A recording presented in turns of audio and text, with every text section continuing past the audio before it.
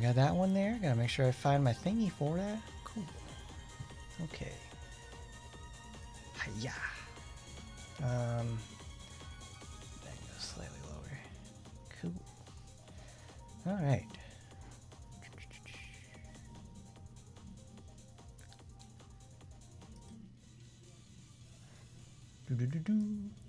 All right, everyone.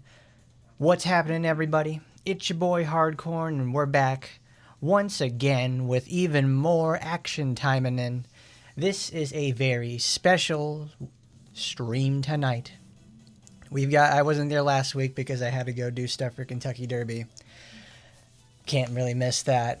And we got to do Snake Eater last week, but I wanted to hold off a little bit even then, because it's like we got even better news that came out this week. We're going to talk about that for sure. But more importantly, today is Sora. This week, Sora got her renewal. It's been a long time coming, and this sassy fox over here. We got the whole trio over here. We got Fox Asagi. We got Ironclad Red Fox Asuka. She's going to be out there and just whooping everybody's ass. Sora out here finally got the renewal she deserves. Because not only has she been a character who is the professional at death of 1,000 cuts. Well, death by 1,000 cuts. This time, she is a character that everybody is like, you know, she slept on pretty hard. They didn't promote her very hard because she was released just before Anne Rose, and well, we know how that turned out. Action Taimanin faces another controversy again, just like they did with good old Miss Anne Rose, and we will certainly go into that too. But there's lots of stuff we have today. We have ourselves the Sora update. We have a brand new event we got to go off of. We got to, for the first time, they've been doing this thing where they have like low ranking supporters getting like UR versions of their supporters, and it's like it's fantastic. It's like we got a Natsubasara. Everybody has Natsubasara, and we'll certainly go through her event today. But there's also like due to the changes with Sora also as well, we have the ability to go out there and finally say, yeah, we can do it this week. We can finally go make the progress we wanted to do on Sora herself. No, not on Sora, but fighting Ingrid, because Ingrid is always such a wonderful, wonderful person to go fight. I hate her guts. But I finally got a setup that actually kind of works out for the rest of us. So we will actually be able to sit there and just, beat her for the most part. But how's everybody doing tonight? Everybody having a good Saturday? It's been a good Saturday so far, for me at least. Spent today, because I got to go to work tomorrow. And we don't got to work. We don't have to work tomorrow. But tomorrow I got we did Mother's Day stuff today. And tomorrow Grandma's coming down, so we're having Mother's Day with her, and we're cooking out. So that's going to be a good time. I hope you guys didn't forget it's Mother's Day too. You got to do that for the rest of you guys. It's like you got all your family that loves you and everything like that. All right. Let me go warm up the tweets because I got home I had to go to the store afterwards. So that certainly has been it's been a long day to say the least. Like I got up and it's been like nonstop stuff. I need to go to because I need to go to a specific website. I need to go there because I think they have it it's posted there. Because we're gonna read ourselves a little bit of some tweets, not some tweets, but it's like there it is. Further actions to in-game costumes. Let's go over here.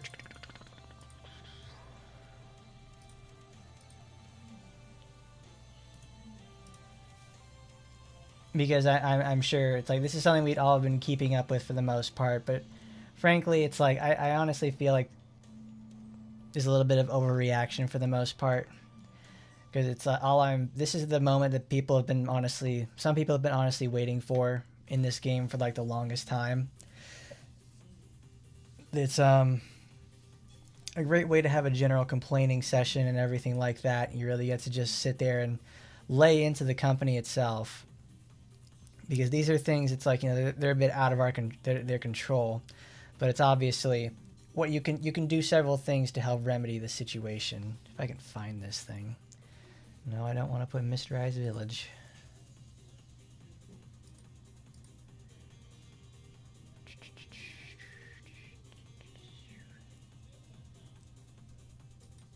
Cool. Okay. Here we are on news. They put this statement out on the 30th, and let's see, on the 30th, that was last Wednesday, and obviously that was a week I was busy with stuff at work, so I wasn't even going to bother doing that. But obviously I did read this when it came out, so let's go over it if you ended up forgetting. So, greetings from the Action Taimanin team. We regret to inform you that we received a notice regarding violations of the Google Play policy for certain costume series. In accordance with Google Play's directive to remove certain costumes, the sale of several costumes and packages will be discontinued. The afflicted costume series is going to be Nurse, Battle Scarred, A Gift Only for You, Slice of Life, Sleepover Ladies, Maids, Bathrobes, and even more. So these are the ones, like they've stated this obviously, and during our last update they have been removed for certain people if you didn't have them already. So obviously, like, the most pertinent example is going to be Ragnarok, where she literally doesn't even have costumes besides her default one, and even then that could be pushing it as well. But the and more portion is just pretty much describing, okay, there may be options, not options, but things rolled out in the future that they're going to effectively make hidden. We'll address the various other options when we come up upon them. So now we have the early termination of in-game package sales, Luxury Room, Sonic, Weekly Limited Costume Pack 1 and 2.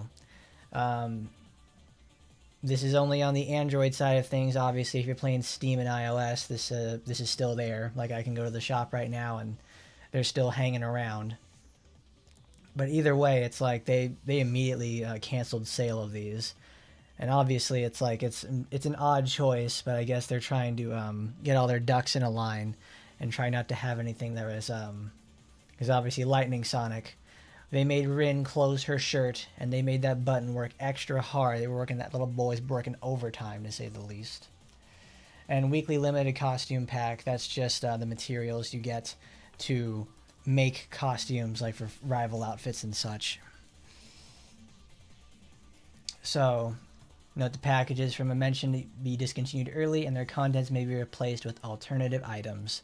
They have not explicitly stated what any alternative items are, but these are of course left intentionally vague.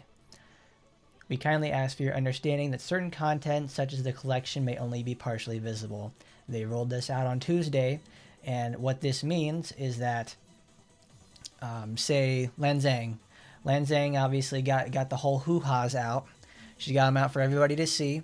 You can't see that if you go over there to, like, I think it's what you have to go to collection itself, click on her name, and then you'll be able to see what her outfit looks like. They also changed several of the intimacy scene art specifically for that as well. They also rolled out UI changes across the board. Now every platform, iOS, Android, Stove, Steam, what have you, they all have the sort of, the censored UI options. I didn't even notice that until somebody actually pointed it out, because it's pretty much just like, been playing this for so long, I don't actually notice these UI functions unless it's such a drastic change. Like they had they changed the VR one. They changed the one for, since what do you call it? Not package updated. It's the archive. The blue archive updated. So they changed the icon for that. There's also some other functions that they added in as well with this update.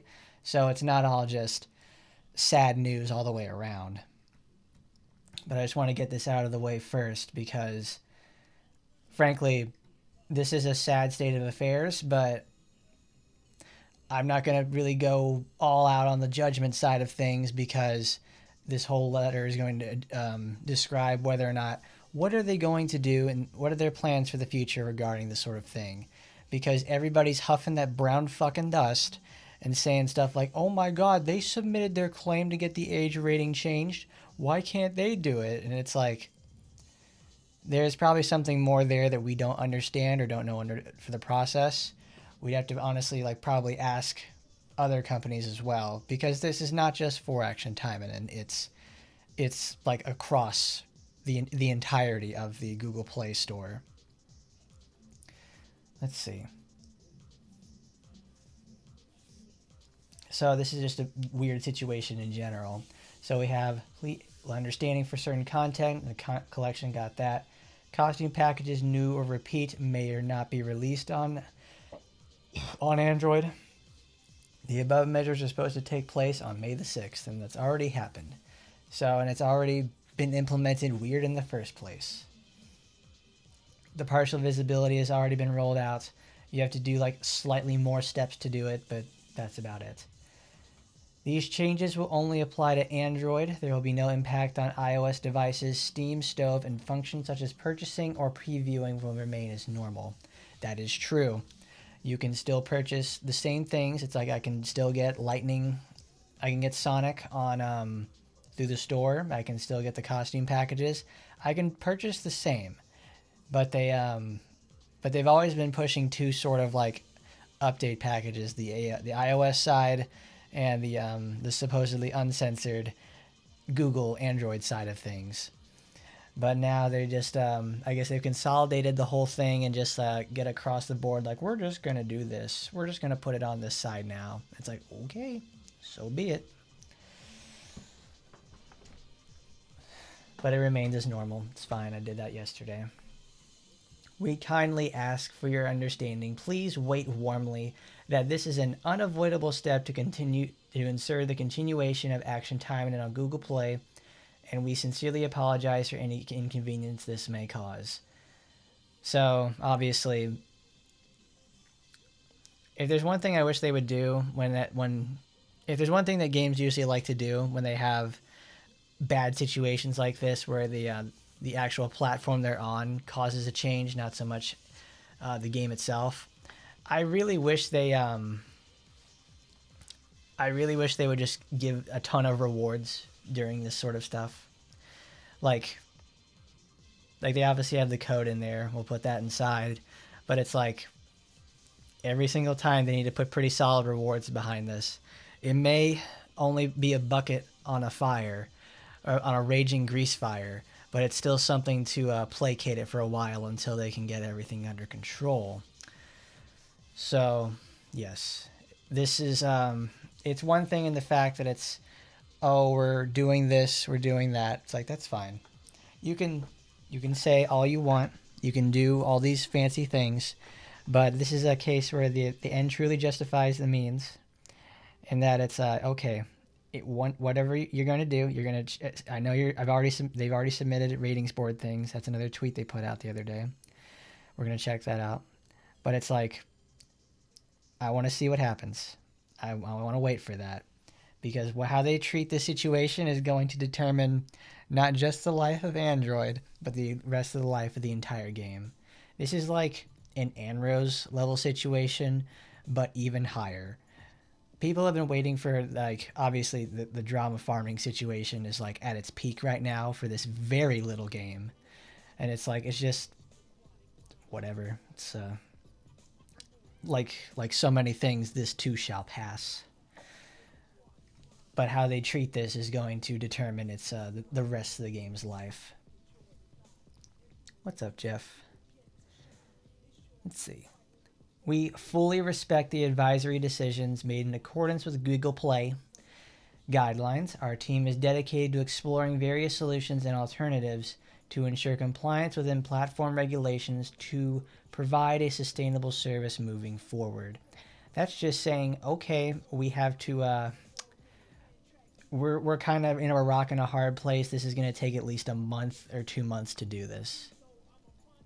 Please wait warmly. We are also aware that many of you suggested solutions such as raising the age rating, offering APK, and expanding into various third-party Android markets. Please rest assured that we are actively pursuing these options to ensure a stable experience for all players. We'll go over all 3 of these options and several more in a few moments. Once the plans are finalized, we'll provide further details in a separate announcement. As a gesture of your understanding and support, we have prepared a small token for all commanders. Input the code and check your mailbox for the reward. Oh, goodness. I had like a high life earlier. I'm having some right now, but it's making me burp. Get a coupon. We truly appreciate your continued interest and support into the game. We remain committed to providing an enjoyable and exciting game experience for all of you. Thank you. Okay, so it's another 1K gem code. Good. Thanks for giving us. He's giving me 4,000 gems at this point. Oh, I already did that. That's the one from last week. I forgot. I was like, oh, it's another one? No way. No. It's like, oh, I'll get another 4,000 gems? Yes, please. Okay, so this is obviously the thing that people have been looking forward to is... Okay, it does show my mouse. Okay, this is the most important part here. This is the most actively argued thing about the whole thing, about this whole stuff. I see all the time about people I want to get refunds. I'm going to charge back for this sort of stuff. It usually doesn't work out because you have to get it. Usually you have to get it in a pretty definite amount of time. And this is a modern style gacha game. They know what to do. And it's here's the thing though. It's people will charge back all the time for Anros and everything like that. It's not exactly the best sort of situation. All right, so number one, first suggested solution is one of the highest, is raising the age rating, which is right now. Action Taimanin is rated T for teen on the Play Store. Now, the ESRB in the United States is not a government body. It is a third-party group that puts age ratings onto games, and it's usually a de facto thing regarding how things are going to sell as well. If the highest you can go to put on a store shelf is an A rating, is an M rating. Obviously, you can have various strong or weaker content, and you can still skirt the M. Obviously, there are very few games out there that have received an AO rating. I think it's about 20. They aren't allowed to be sold on store shelves or on other sort of platforms or something. It's different with other companies and other countries in the first place. There's tons of other rating boards, and they have all kinds of other stuff. These take time to do. Obviously, they need to submit their proposal immediately. I don't know why they've been sitting on this, because it's this should have been something that's is it the answer to the problems that they have at hand to get them off of their case? I don't know. It's a very good way to immediately get the Google Play people off of your game, so that you can act more freely and just have yourself a much more you can have more gore, you can have more violence, you can certainly also have more looter costumes at the same time. You also lose the ability to get into the very extremely lucrative all ages market, which is what they've been trying to skirt the entire time, because all ages money is it's fantastic. It's really, really good, which is why so many companies are after that in the first place. Going to M is one thing. It's yeah, it happens. It will take a certain hit to advertising, but it's it's what needs to happen to keep things going. Obviously, good old Good old Action Taimanin's, I guess, slow on the roll for this. It's slow rolling this one. I have no idea why, because it's a massive fire that needs to be addressed in a pretty timely manner, because obviously the less announcements are always kept intentionally vague, so they don't yap themselves into a corner and promise things that may or may not come true. That's something that all companies really need to do, because it's obviously they've gotten a little bit of outside consulting with this one because it doesn't read like a typical update that they do. And yes, Jeff, we have certainly acknowledged that Brown Dust, I think it was early this morning, put out their announcement that, all right, we adjusted their ratings. We adjusted our ratings with this one. We're all good now. It raises questions. It's like, I'm sick of hearing it. For one thing, it's like, okay, I got it. It's also, what did they do to make it such a quick process? Actually, it wasn't even a quick process. Google announced these changes, I think, back in... Mirabelle released in February. So, no, she released in March. No, in April, yeah. She released in April, like early April, and they've been talking about this for a while. So that probably means that good old Brown Dust is actually, once they heard that trouble was on the horizon, they took proactive measures and got their stuff going. So this has been about, like, I think 8 weeks. Not 8 weeks, but at least it's been like 2.5 months. So that they've been able to, they took proactive measures, and that's why it's such a damning thing right now, because they got their stuff going. It doesn't feel like it's a little issues thing. They've been going at this for a while. These things take time. So it's like, it doesn't surprise me, like they finally got their approval and are ready to put it out there for the world.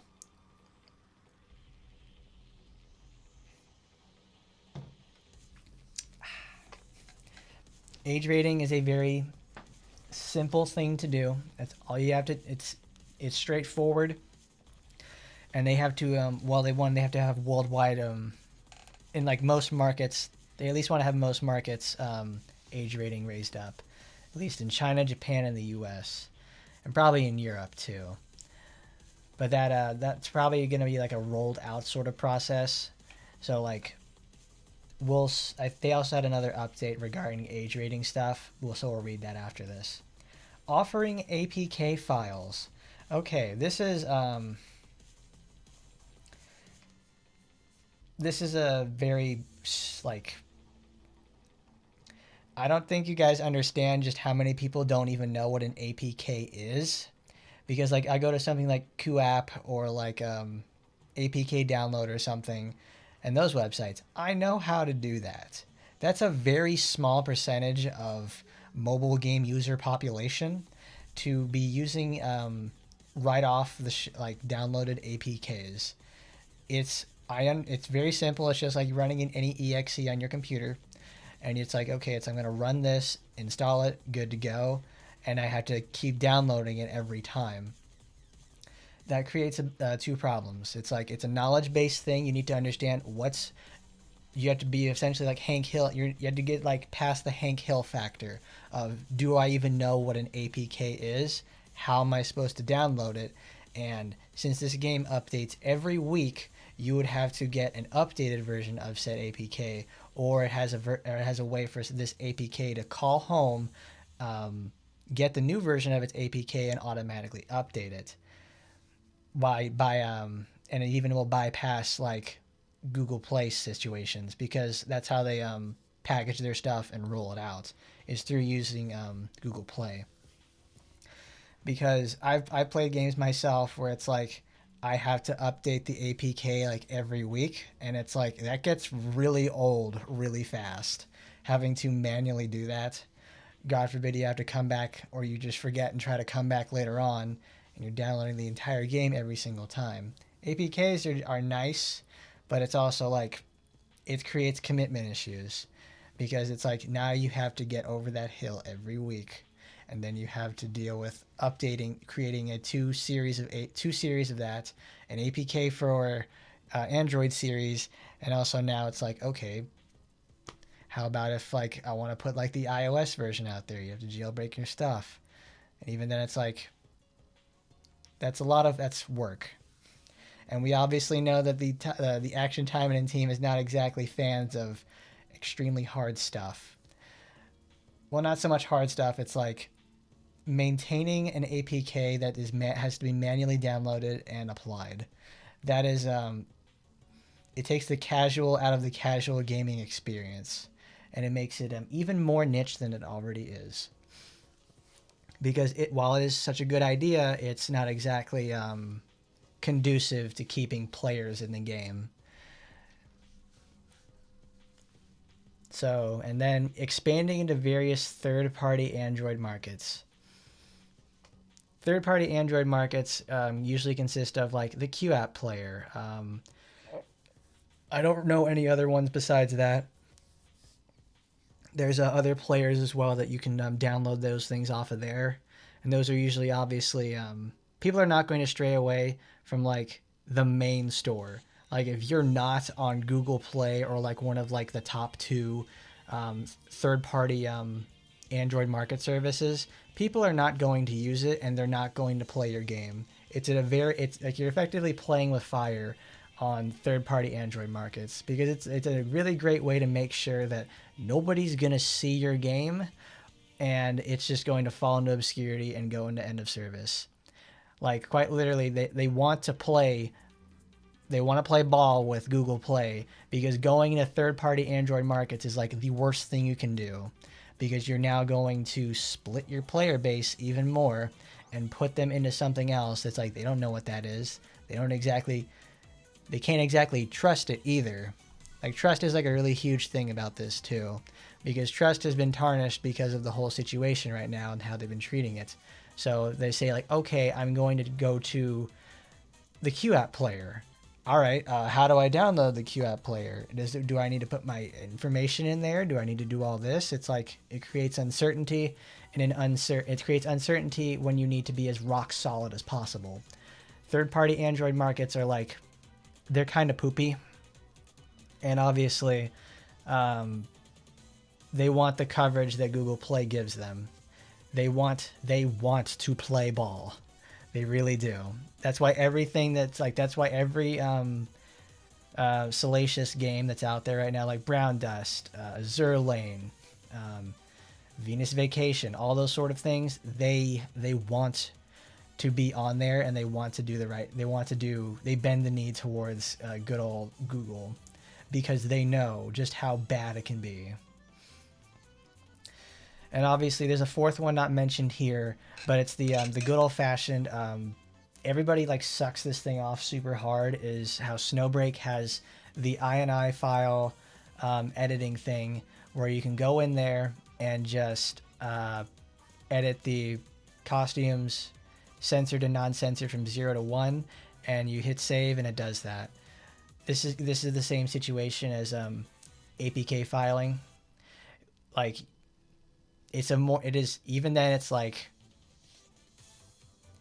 what is it called? It's advanced. It's just barely even more advanced than telling grandma how to click on Facebook so she can go over there and look at pictures of you guys. You have to know how to do that. You have to know where that is, and you have to do all this sort of stuff. You can even like put out pictures and stuff like this, but even then, only a very small portion of the player base actually takes the time to do something like that in the first place. Most people will never even know that it's an option for the most part. It goes beyond just the bare minimum brain functioning casual situation that these games try to go after.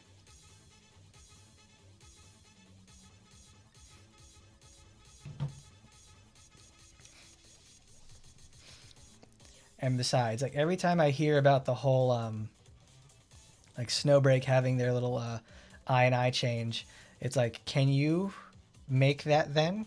It's like I just like, please go ahead and like explain to me how the whole process of creating a binary dependency like 0 to 1 costumes are now enabled to be the more salacious features. It's like that's a pretty extensive process to make everything be hooked onto this decision. Like it's gonna go check, like, you know, you open the game, it's gonna read that file. It's like, okay, you enable these sort of things in the first place. They may not even know how to do something like that. This is also where it comes into play that obviously the Interbrain company that it manages Lilith and Gremory and all that sort of stuff, they are at the very beginning of all this, they are still a visual novel company. They barely know anything about how to treat a situation like this, and once they saw like because obviously they manage a completely adult game in the first place, and they don't care. It's on a platform that totally accepts them. They're a high seller. They can do whatever they want. Here, they're the underdog in the situation. They don't have anything to throw around. So either way, it's just a very rough state of affairs.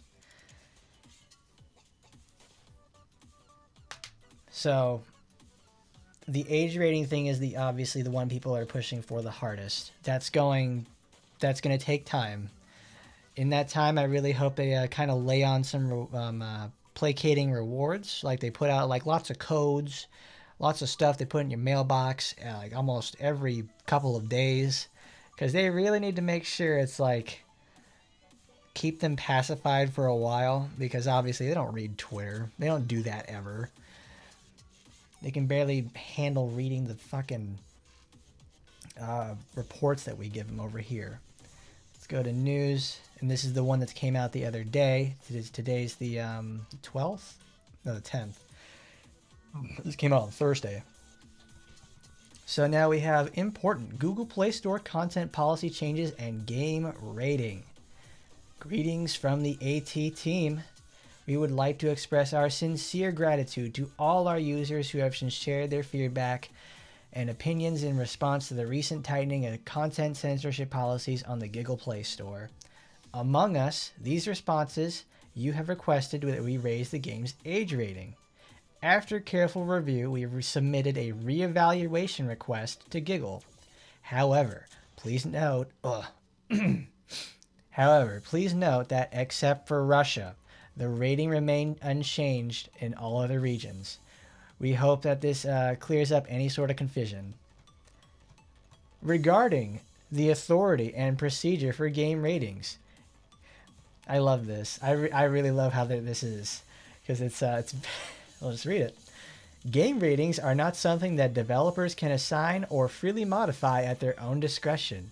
A game's rating is determined in accordance with relevant laws and regulations of each country and are issued by official rating bodies based on their specific evaluation criteria. AT has undergone reviews by their respective regional ratings authorities, and as such, the same content may receive different ratings depending on the standards of each evaluating body. We kindly ask for your understanding that this is not a matter we can unilaterally alter. Regarding the strengthening of content censorship in the Google Play Store, the recent content restrictions applied by Google Play stem from Google's policy changes and are a separate matter from the game's rating.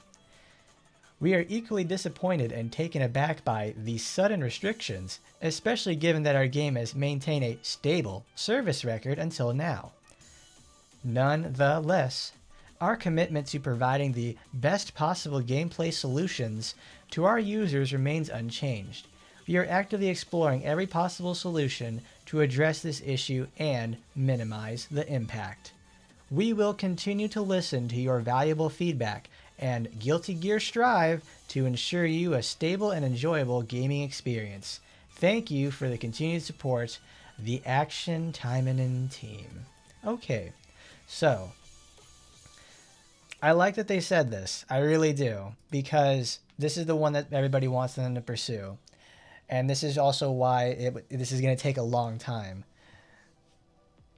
The Russia one, it's like I kind of expected that. They're always the hard. They're the hard R's, to say the least. And it's like it's rough to say. If you're not explicitly a Russian created project, you're going to have a tough time in there. But if you have enough money, like if you're a Grand Theft Auto, yeah, they'll let you in. It remains unchanged in all regions. We hope this clears up any confusion. Okay, so what this means, and the fact that it's like, okay, they have reevaluated a reevaluation request to Google. That is to Google. That is the Play Store. This is what's the 1, 2, 3, 4, 5, 6. These are 8 different ratings bodies all around the world. This is, I think, Europe, Korea, United States. I forget, like one of them is like Germany. I think this one is. 12 is something else. I don't know which one is like the Japan one. One of them else is China too. And it's like These two I don't know, but these are like the teen rating section. They effectively want to go for like the M rating, which is like the 17-18 stuff. So it's like they want to go to the Mr. Peggy 18, USK 18. They want to hit the M17 plus. Not adults only, but it's like they are fine in like certain other countries. Like this is the Korean one. That's just fine. They're okay there. It's the other places where it's like they have to be more stringent on this sort of thing. But this is just a selection of 8 all around the world, which means I think this is Australia actually. But this means there are 8 different boards they have to go over and get their game to be reevaluated to be 8 different boards you have to get reevaluated in order to get their rating changed from just this to M. So that's going to take time.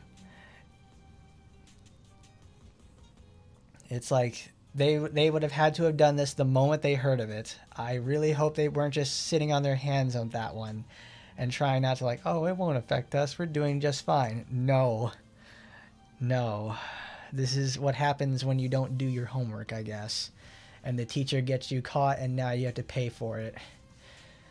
But we'll never know just fiscally how much they've been doing lately and how much this has been hurting them, but it's obviously hasn't been very good for the most part.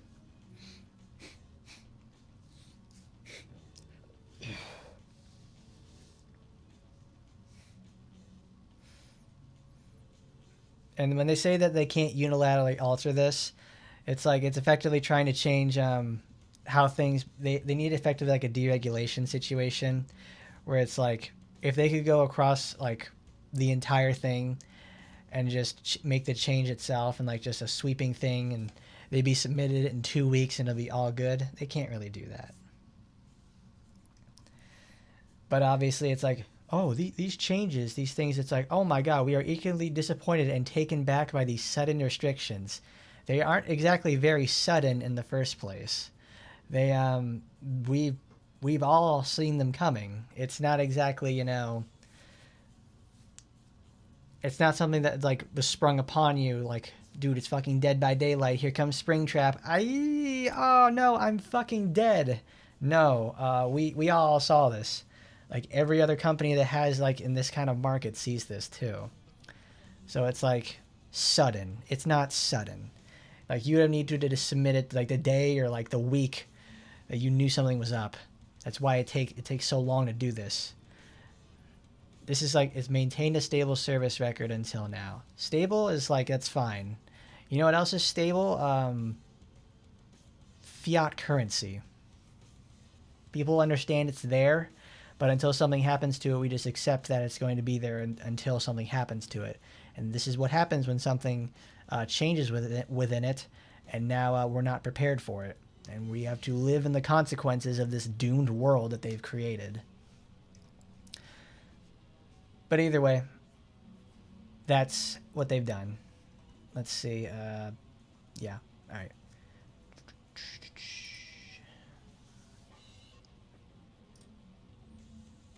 All right, that's about it for it. They've not exactly made the best decision making, and they're going to be playing this very slow. So I can totally imagine it's just going to be more of a nuisance as time goes on. But either way, I'll still be here because I like playing the game itself. Because more or less, I'm just like I just make it all up. Because right now, this week, I've been working on some stuff with, like, I want to upgrade my Magatamas to, like, higher levels and sort them all out. Because they certainly could, they've been waiting. They've served me well. So it's like, it's time to really pump up the jam and make him that much stronger. But we've got to show off a special little girl today. Miss Kanazuki Sora. She's been waiting a long time. It's been a long time coming. They are just going to say, like, yes, she's here. Oh, yeah, this is perfect time to do it. So, obviously, with the changes they've done, they made very sweeping UI changes. So, You can even see it in the UI. It's like Sakura gets new pantyhose and all of her stuff. Yukikaze is just sitting there fine. I forget what her name is. It's like I was using her supporter earlier, but it's like she now has like she's all covered up and everything like that. But the thing is, it's like it only covers like certain features. It doesn't like cover everything. It's like I don't really understand that. It's like I have not touched this for the most part. The World Tour skins controversy. What is that? Because I don't know. Because I've more or less been focused on like their statements. Need to hit receive all. It's in news.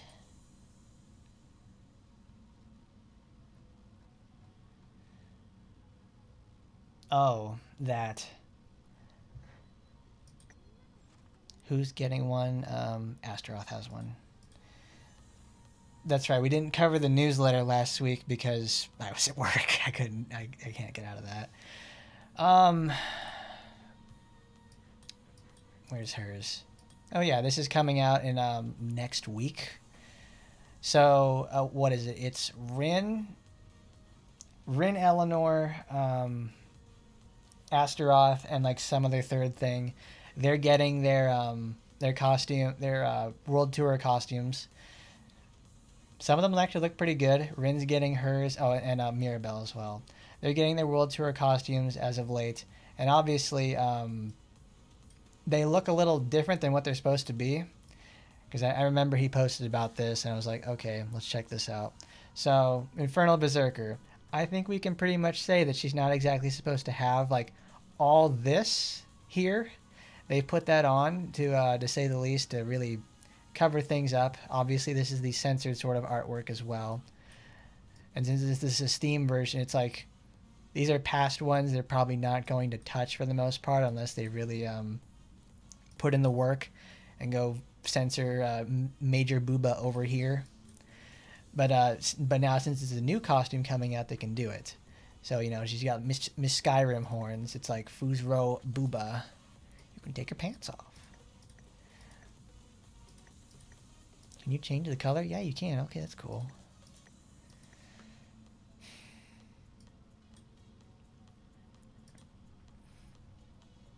Oh, I heard about like this guy who had like reported all this. They're like not rash reported, but it's like just out there causing stirring drama. I was like, I saw that, and I'm like, that's the type of people who have been waiting for this sort of thing in the first place.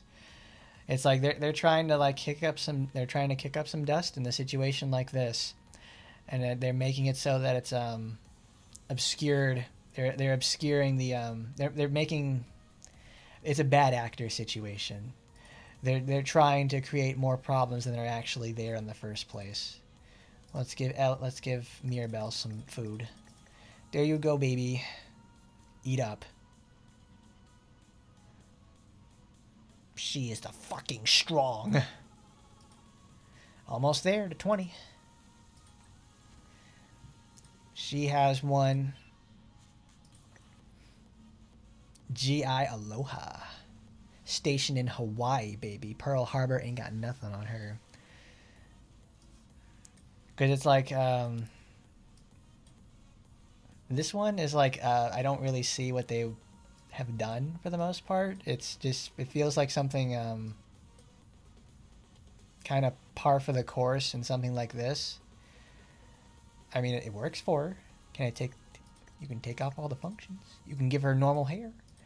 I wish I could give her, like, you could take the flower and, like, the headband off. You can just keep, like, the long hair. Alawiki ala-e. There could be a Major Booba action, but we'll never know it. Ragnarok. She's going to get her costume in, like, 2 weeks. I did not pick up the Golden Pass one because it was just, like, it is just... Oh, that's right. Rin gets one. Eleanor gets one, too. Because I can fully understand where they're coming from on this, because with hers, it's like this was what is it? This one is obviously supposed to be like she's got some. This part here is tightened up. has less coverage, and she's not exactly supposed to be wearing boy shorts for this type of outfit. It doesn't make a lot of sense for what they're trying to accomplish. It's like, yeah, they're making Miss Sekhmet of Death over here. Well, it's actually supposed to be Horus. So it's either Horus or Ra or something like that, and it's like, I don't think they exactly wear that sort of thing. She wears a lot of blue because it's like, can we color this like Astaroth black or something? Because like you can take her pants off, and it's like you can pretty much tell what they were trying to accomplish here, and it's like it's not very good. It kind of like, it's a good look, but it's also like it could be more. It could be more. Where's Rin? I don't use her a lot, so she's probably all the way there at the bottom. There it is. Electric Mom Windfist over here. She gets that later on in the month. I can see what they were trying to I can see what they were trying to accomplish here. And the new ones, it's even worse than the actual iOS one. That's rough. Because it's like, she looks like something I'd see out of like a Magic the Gathering card or something. Because this is like the outfit I'd expect like angels to wear or something like that. I thought she had 4 of these. So it's like, they're obviously, these are supposed to be open. Arm coverage thing is fine. I think these parts are supposed to be open as well. Probably this too. Let's go to zoom. There we go. So where's walk? There's.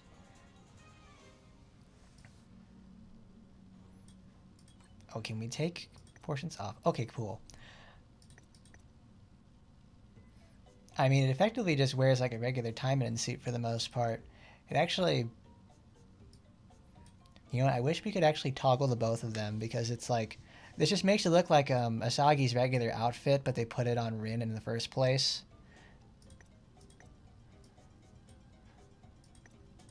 Huh. So you can't actually take the hat off. Okay, you can take the hat off. Like, without the whole, like, pauldrons and the hip things, it looks pretty cool. But I can understand what they're coming from. For the EOS version, who do I have to look up for that? Oh, cool, nice, good job.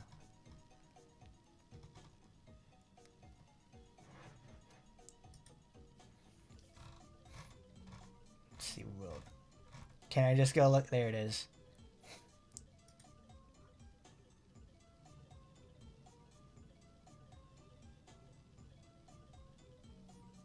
Oh my god. Like I see it now, because it's like they have the world tour. Like I'm on the AT page for their Twitter, and it's like, here's the. So I'm looking at the costume now. It's like the booby window action that seems like something for Eleanor that could have been there. Not Eleanor. Wow, I'm forgetting her name. I was using her today. Progress. Wow. Chocolate Mom. Chocolate Muscle Milk Mom over here. Yeah, she could have gotten the boob window version. She looks like Broly when she wears that outfit. I wonder if I can color it green to do the same thing. But I can see what they mean by the Rin one is very egregious. Because now this whole outfit is completely different. So it's like what was supposed to be feathers that go around the breast area over here now looks like a leotard. Is now a regular leotard. Regular leotard cups at least. In the cleavage area over here, it isn't specifically white. It's just like, it's supposed to be like, you know, the stocking version. It's like, okay, that's not very good. It's totally covered up. The cutouts here, I was right. This is also a cutout as well, because it's the skin deformity one, so you can tell. This is supposed to be then. And does it change anything else? Zoom out here. Doesn't change. No, the boots are fine. This is just fine over here. This is cut out different.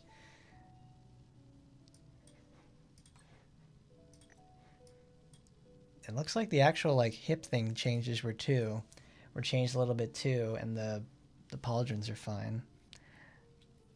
What a very odd situation.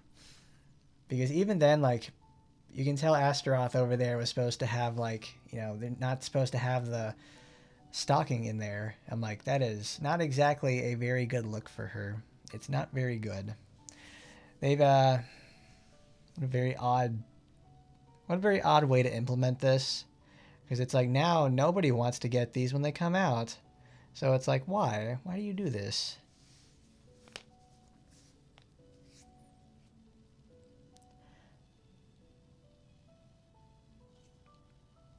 You can't even see her booba tattoo. Her tattoo is also lore important too. It denotes her status as the Queen of the Inferno, because that brand is the only thing that you get that sort of thing because of your status and title.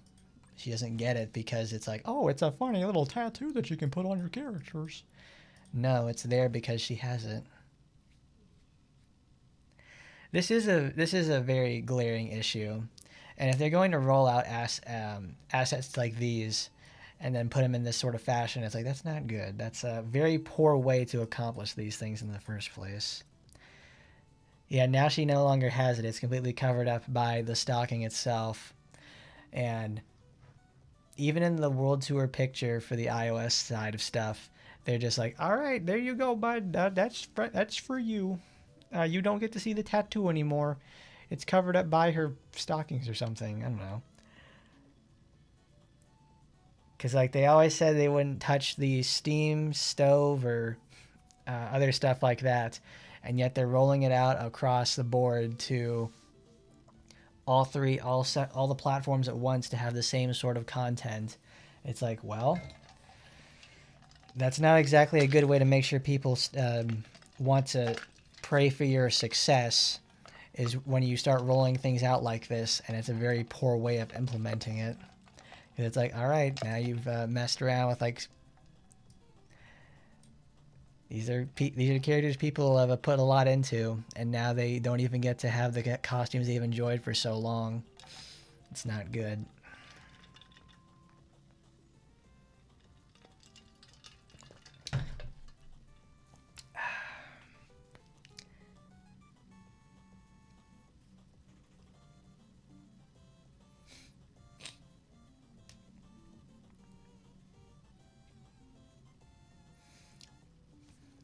Intentional is a strange thing. It's like, what makes them think that it's intentional in the first place? That they went to say it's like, all right, it's like, do they want it? They probably don't want to keep up with the work that comes with managing so many of these at the same time. And then it's like, we don't get any credit for this sort of thing in the first place. It's like, okay, you just don't want to do it? Is that it? Thanks for managing to hurt the game in several aspects.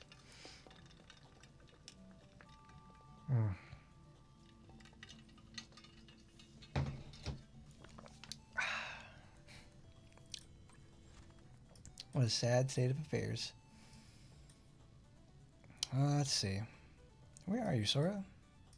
There you are. Okay. So now, after all these gluttonous legion of bad news, we have an update today. We have Miss Kanazuki Sora.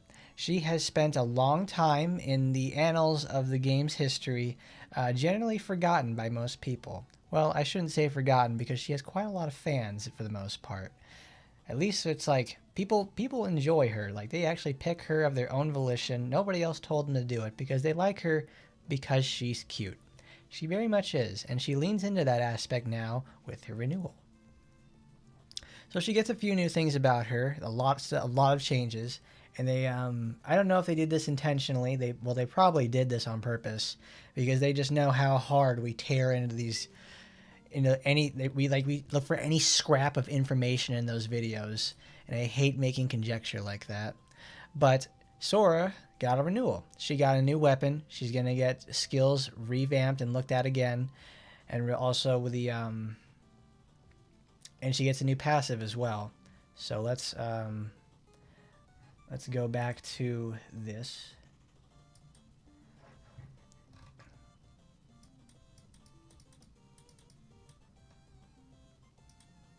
Where is it? Okay. Oh, that's right. Crush sent it that. Let's read it out loud because I don't. This isn't like XSplit where I can just put the picture in there. All right.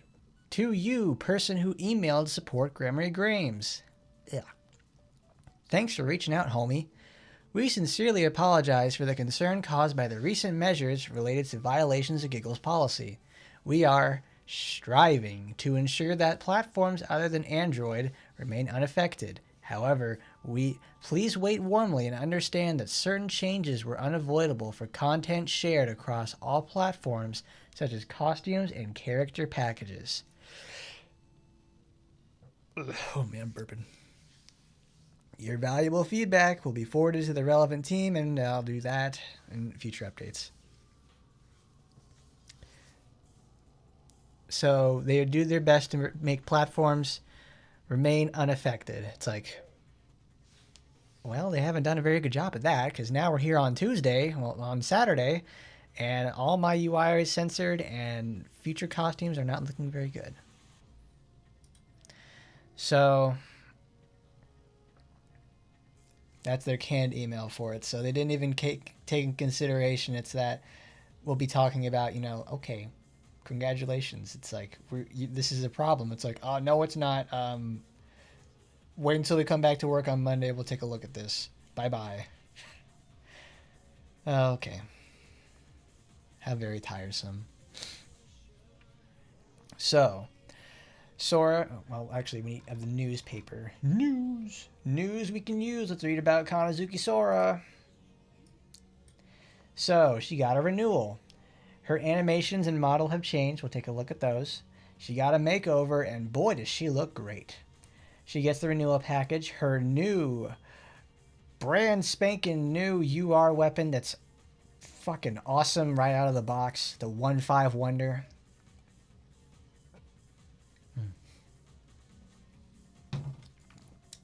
They got the new fan package, which is it gives a playable character. It's the $45 character package that gives you like a shitload of resources, and the huge fan package, which is a $17 Demonite, which is why you get it. So lasts till June 3rd. The new fan package can only be purchased from platforms except Android. What a fucking load. So, Sora's Renewal Celebratory Achievement Event. So you clear missions and do all that sort of stuff. Like you get her affinity, you do all that sort of thing. You get the little email. You get the little mail thing that you can do that. New fan is the $100 pack.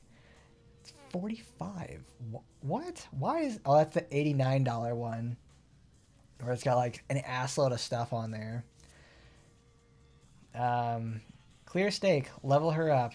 Do all that. Get her affinity going. You name it. So... Obviously, I've leveled up Sora in the past. We got her ready so we could actually check out what the difference is going to be when she gets updated. And boy, oh boy, they gave her a Tokiko level renewal. That's what I like to see on characters who get actively punished for existing. So, Sora's always been pretty good. People only really liked using her for either rainbow builds or just pure blue so they can get all of her stuff.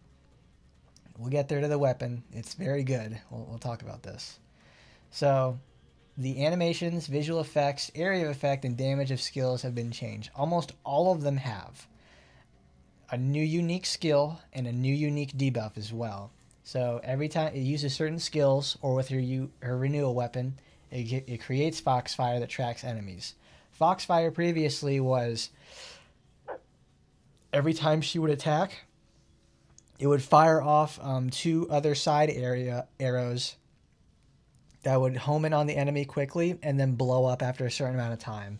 It's what made her, it's what made Freykugel on her such a massive force of nature to just spam her ultimate all the time.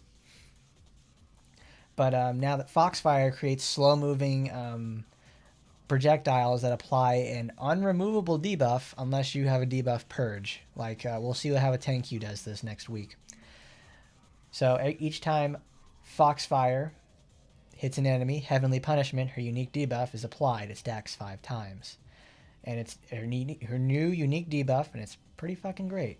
Heavenly Punishment. Increases damage taken by 3. decreases speed by 3, and decreases critical resistance by 2% per stack. This is the only character so far that has messed with critical resistance, which is worthwhile and really nice for climbing up there in the tower, because since this debuff is unremovable, it's helpful on just about everything. So it means it works on stuff like Mass Taimanin. The fucking robots, they don't get slowed down, but they can be critted a little bit more. Ingrid is gonna. This works on Ingrid really fucking well. We don't know how it's gonna. It turns out really well. No, she missed Kanaloa barely, but everything's effective against Kanaloa. And but we're gonna show that off on Ingrid this week. So this debuff maxes out at 5 stacks. So it's 15% attack down, 15% slow. It's permanent essentially, and decreases critical resistance by 10%. Fantastic, because it stacks with everything else, and it's non-timing based. So she will just cap this within like 5 seconds, and she'll just always have effectively the enemy permanently debuffed. So that means any character that uses those supports, put Sora on the team. She'll cap it, and then it's like no problem at all. You're always having maximum boosts. So now things have changed in terms of her skills. The delay before using the skill, Fox God's Arrow, has been reduced. Most of the update for Sora itself is having the speed of her animations and making things have larger AoE. Because the game is now a lot faster than when she started. And I guess it really goes well to show that, like, alright, she's improved her combat ability through the story, and now she's a little bit more capable, to say the least, which is good. I like that a lot, because little foxy lady certainly does deserve to get the recognition she needs. So God's Maw, the one she has the overhead with triple green, that's even faster. Because actually all these animations have been like sped up or halved, it kind of messes with them because they don't actually complete the visual part of the animation. Like the damage comes out before they actually hit the ground. God's Maw is very apparent with this. Kuromachi Archery Shosen has been partially altered. So now this, so now like the whole set of this is like this change for like what for green, it used to fire 4 shots. Now this fires 2 additional Foxfire shots, because like Shosen has always been the thing that she comes in and it's your shotgun blast to soften up a group of enemies. Now she just uses this to just apply Foxfire as quickly as possible. So Foxfire obviously had a massive change to it. It's effectively a whole rework. So basic effect was increases speed for 6 seconds, adds 2 homing arrows to every attack when doing an extreme dodge. And now it goes into increases speed for 6 seconds and shoots 2 additional Foxfire shots to every attack when doing an extreme dodge. So this effectively just turns her into like a machine gun and just lays up. She just lasers the entire field full of Foxfire bullets. And since they're homing and just like they don't fly the fastest, they're nice ways to chunk up for damage.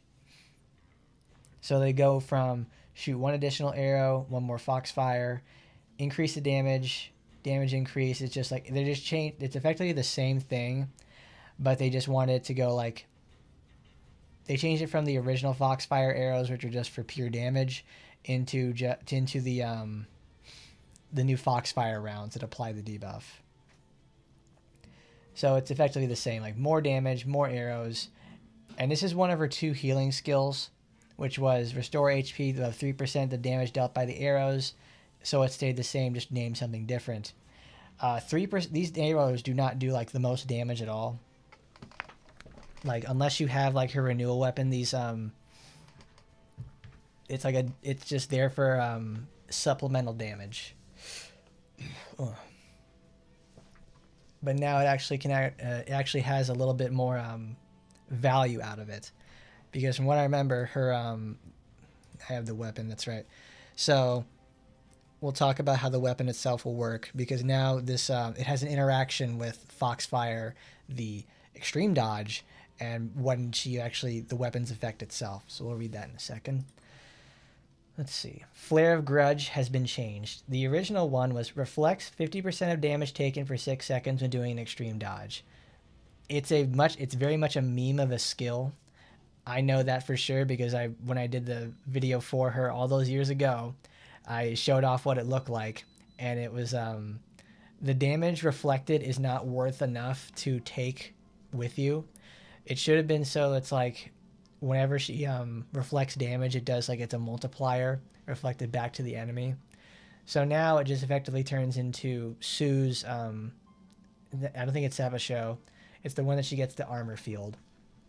So now when she does an extreme dodge, it grants more damage and speed for 6 seconds while also giving super armor. Duration extended by 4 seconds with the slot effect applied. So it's not totally perpetual, but it lasts 10 seconds, which is a very long time. So it can actually be reapplied on itself after a while. So what Flare of Grudge used to do is like increase damage, reflection power, defense. So now it's down to like another 5% speed boost, critical rate boost, critical damage. So they really want you to take this as something like if you have Heavy Sheikah, it's a 4th slot situation. But you can certainly live without it to show off just how strong she can actually be. Binding Fox Flame, it was changed. This was her finisher attack that lets her move around like Ingrid's, specifically like Ingrid's one. So it dodges backward, shoots a bomb. Oh, and that's not it. It's a different skill. This is the one where she gets hit at her counterattack. Shoots a bomb and snares an enemy for 3 seconds. Ensnares 3 seconds. It's extended when you have a slot effect, so it can last up to 6. Reduce it.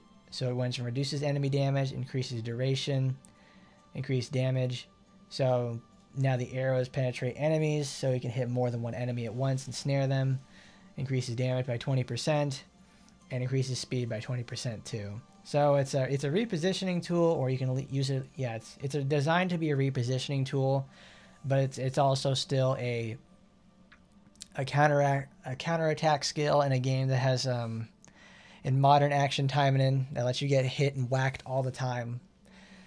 You really don't want to have this in the first place, especially on someone like Ingrid, who will come in there and like, all right, I'm gonna mess your shit up and blow you away. And guess what happens?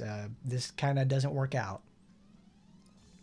So this is what I was trying to refer to. Oboroguruma gets changed.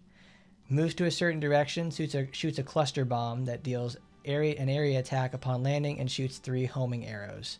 So now it goes to performs an area attack, shoots 3 foxfires, and moves in a specific direction afterward. So you activate it, she shoots it, and she will move in whatever direction you have. With a nice fast recovery as well. So it stays pretty much the same because they just made it happen faster this time. So it just shoots more arrows as another additional attack after moving. So very substantial changes. They didn't mess with certain other skills because they were already just fine for the first place. Like they didn't talk about like her Taimanin art is fine. Yudachi, it didn't need anything changed because it's always been so effective because it's her ultimate repositioning tool because it shoots 5 arrows. They all pierce if you have the set effect, and it also does critical as a critical modifier. It's a very good skill. But like things like Binding Fox is like still not very good. Flare of Grudge is like it gives her super armor. So it's like if she's alone when you're doing like regular content with her, she can keep doing it. This is 15 seconds, so that means it's going to be, I want to say, what's 30% of 15? So 5 seconds? 4.5. So that's going to put it like 15 minus 4.5. That's like 11 something. No, it's 10.5. So there's a half a second window to where you have to wait and to get Flare of Grudge to activate again. And it certainly is worthwhile to have this, but I don't typically have like 4 slots to do it. So let's see. This one I like using a lot because now the skill doesn't like make her move like a geriatric anymore. It's actually quite fast. because it does what it says on the tin. You activate it, she fires off 3 shots, and then she repositions to do it. You can actually use this to break targeting as well, because like you can try it against like Lilim in there in the first place, in like Tower or the Torajiro event, and you can use it to break the targeting of like homing projectiles. It's really nice. Fox God arrow is faster. Did it always have armor? I think did they change that to where it did always have armor or something? I think they just made it faster.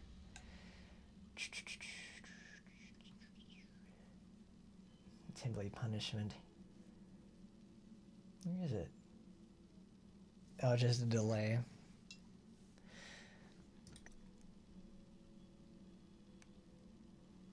My Foxfire is nice, but it's like if I want to take as much damage as possible. And obviously they did not touch Celestial Fox because we all know how good that is. It's the perfect tool for just oppressing from a distance.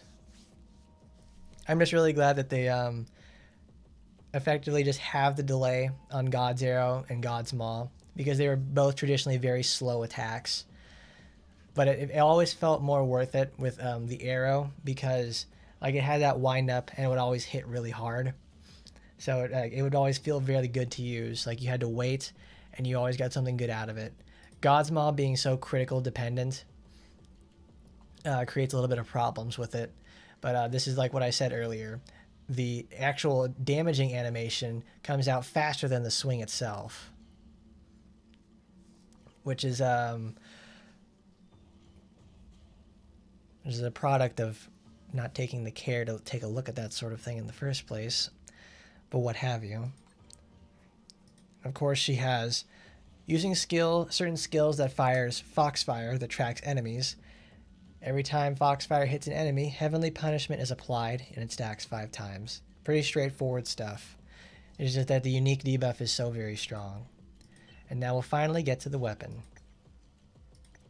The weapon itself, Chiranupu, it's the best in slot situation for her, because she fires 2 Foxfire rounds. This is fixed, you can't modify it with skill level. Whenever she uses that, she fires 2 Foxfire shots and it deals damage to 180 to 360 of your attack. So these are Foxfire rounds, and they are modified by the Foxfire Extreme Dodge skill. So if you want to get the healing off of that, you need to use this weapon. It'll actually work out. She always has had problems with dealing lots of damage because she's, an arrows user. So she's either going to be like the master of ranged combat where she just eviscerates enemies with criticals, or she's just going to like turn you into a pincushion.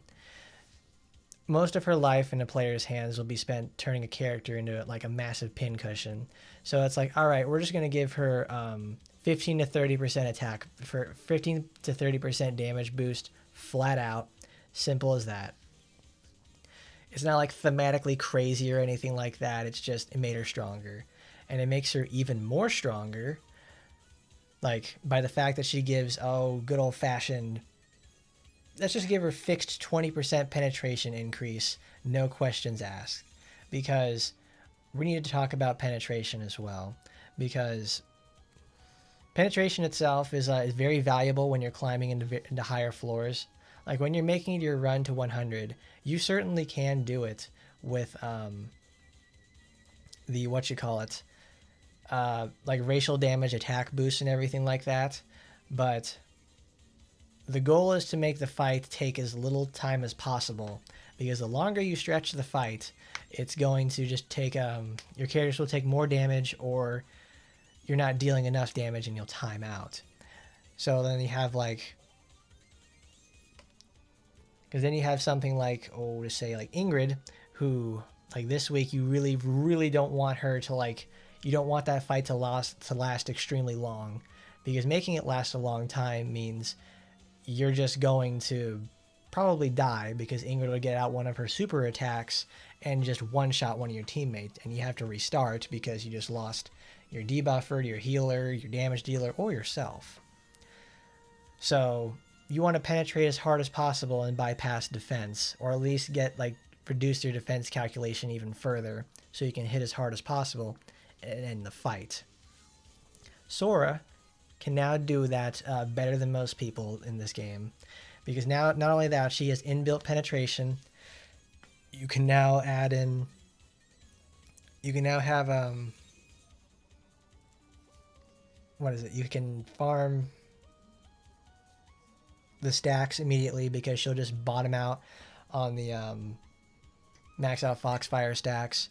She has a damage boost, free penetration, and then you can use the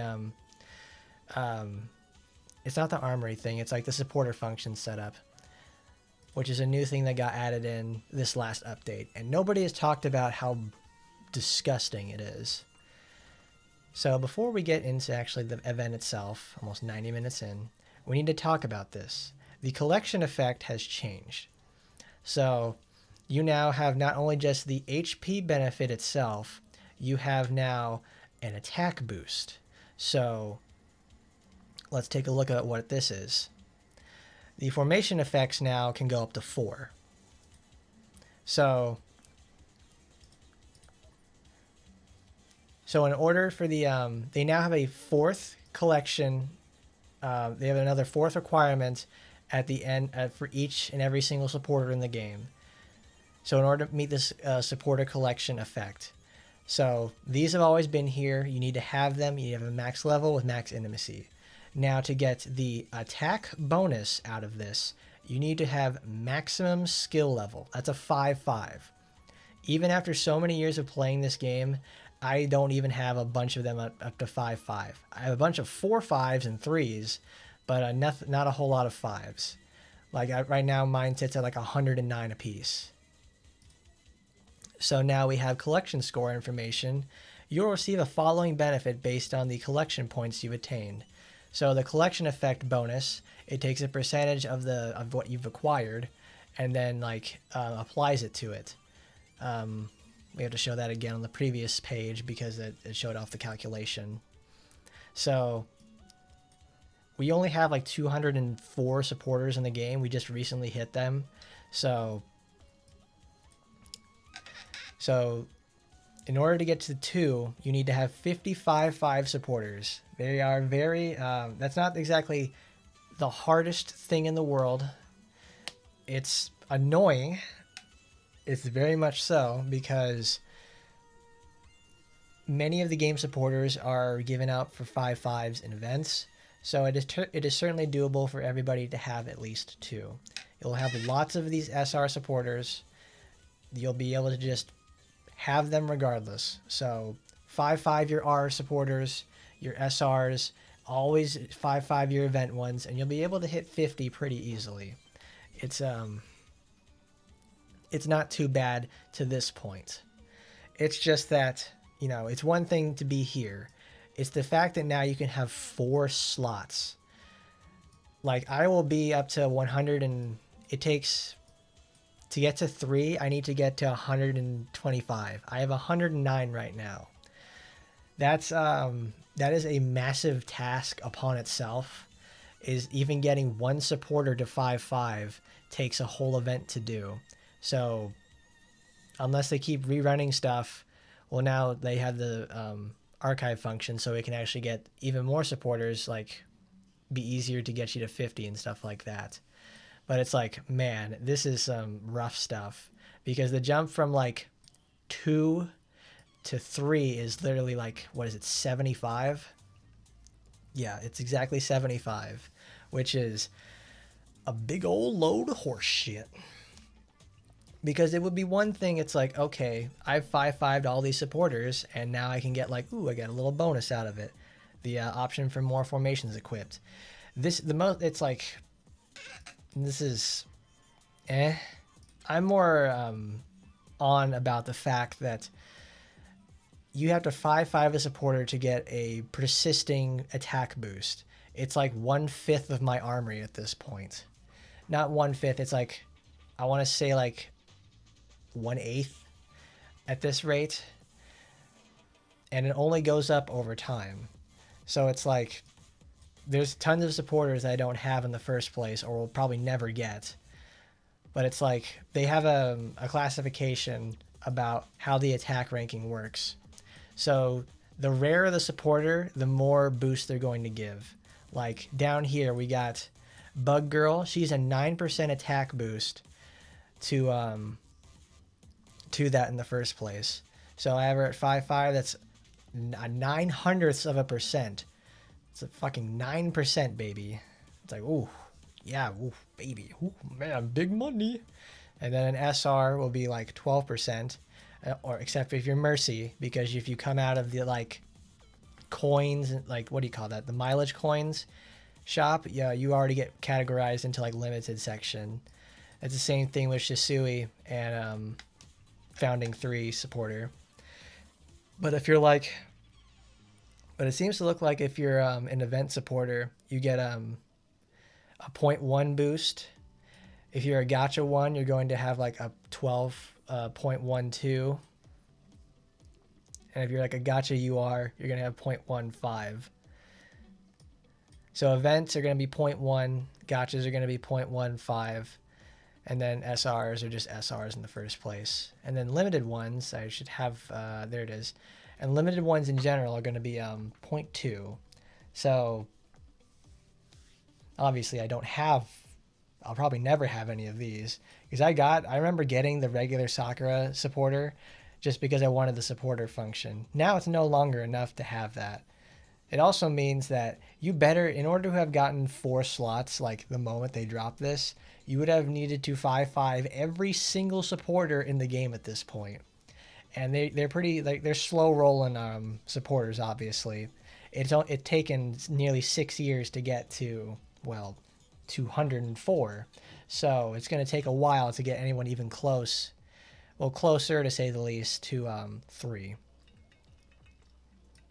Let alone 2.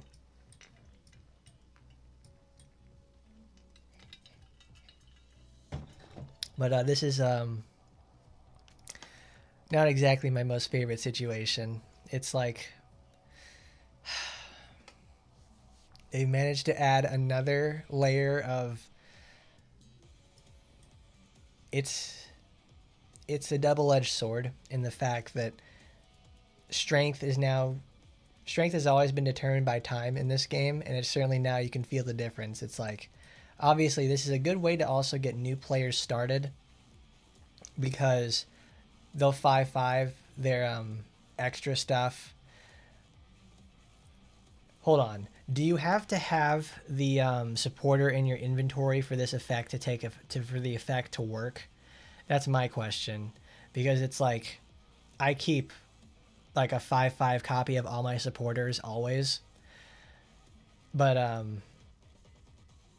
my question is going to be like, this is for supporters. They might be doing something like this with the armory in the future. I really, really don't want to see that happen, because the armory is like the proto version of this in the first place. It's like, it is so ass. It is so ass all the time. And it's like we finally figured out a nice formula to like get consistent 97 to like 100%. And even then it's like, this is this little bit of layer of complexity to it makes it a lot harder. Oh, hello there, Timeverse. I didn't see you there. They really just want you to use the exchange facility. They really do. Because all I ever use it for is trying to get like Francis's weapon, because I was not spending money on that. But at least I got a 3.5 copy of it, so I can live with it. I don't know. Maybe I have to get a 5.5 copy now, because they're just going to make an armory change on this level. And it's like, okay, there you go. Now you got to do this again. Getting 5.5 is extremely hard. It's like you won't get shit for these for like forever.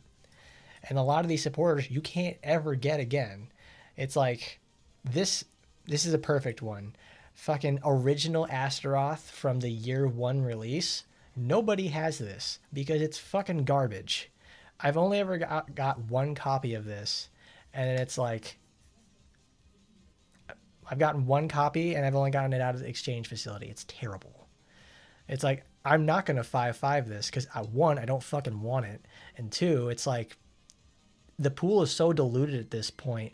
it's going to be impossible to get like these extreme hyper diaper limiteds. Like, they have never once reran Chaos Noah. We're never going to see that again. So it's like, it's going to be so hard. Like New Year Shiranui, I have this at 4.5. I even bought the package for it, and I had to take a Demonite for it to actually just get it up there in the first place. And this bitch, I'm not going to have that one. Oh, that's right. We have the Mother's Day event, everybody. We'll get that too. I've had this Shizuru supporter 4.5 since it released, and I have never gotten another copy because it's a limited supporter. So it's like, okay, I guess I guess I'll just die now. Same with Felicia. It stayed at 4.5 forever. I never got this because it's kind of crap.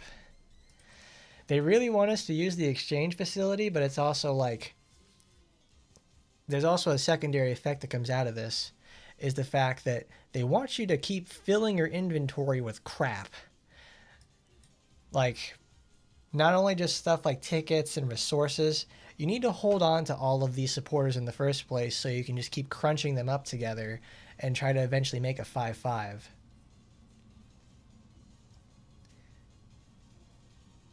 Now we need... Well, the thing is, like, you don't need 5.5. It's like... Look at this.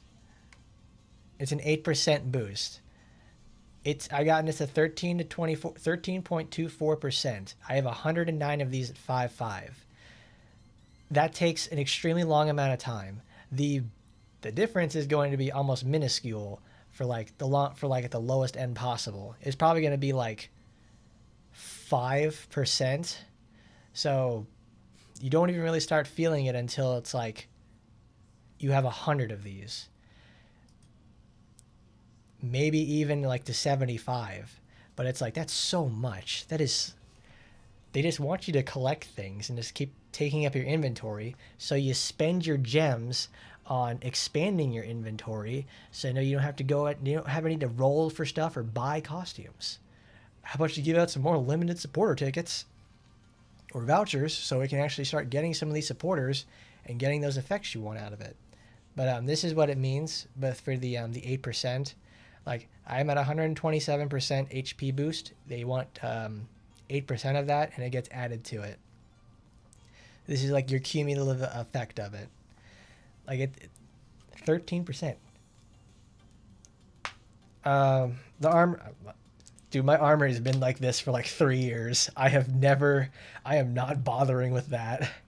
I'm at 97%. It's at that territory of like, I'm within 5%. All right, that's splitting hairs. And if I really need to search for damage, I'm going to search for other things. I'm going to search for other avenues first. I do have to say, I really do like having 2 formation effects. This is nice. Because the fact that now I can pack 22% penetration just from formation effects, pretty much any time really, is like, that's good. That's nice. I really like that. It's the silver lining to this whole thing right here, is being able to run 2, 3, and eventually 4. But I'm like, that's nice. Because it's nice. They certainly have been very forgiving in the fact that it's like, they give out a lot of stuff, like, whether it be tickets or like ideas and stuff, to assist instead of, oh, that's right. I know what you're talking about, because I was looking at that last night when I was progging, and I was like, support, where is it? Oh, there it is. It's supposed to be assist type characters. What'd you do that for, Gremory?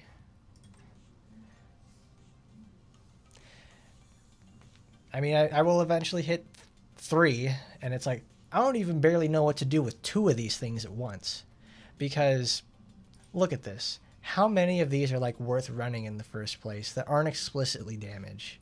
Because at this rate, I'll end up running like 2 different penetration ones, a third if they can allow for it. Like, I've been working on Azusa for like the last 3 weeks and trying to build her up. So it's like, okay, if I'm fighting a human type target, I need to take this other 8%. I could have library girls active at all times. It's true. Suppress crit. The suppress crit damage. It's 4 mags. It's her 5/5 weapon. It's like I've gotten it to work sometimes, but she's too fragile because I don't have her limited supporter maxed out. I've only got it at 2. Oh, I guess I can't fucking play the game now. It's only a 2. Because it's also, when you have a main slot supporter at 2/5, your defense just like goes right into the toilet. And obviously high level Ingrid loves to just punch your fucking face in and does like 8,000 damage a hit. And Azusa only has like fucking 42,000 health. That's after all those boosts too. It's like, ooh. Because that's what Azusa is effectively designed to be. I never realized that until it's like, wait a minute. She has the inbuilt crit. We were missing that in the first place. It's like, criticals? What? What's all that supposed to be about?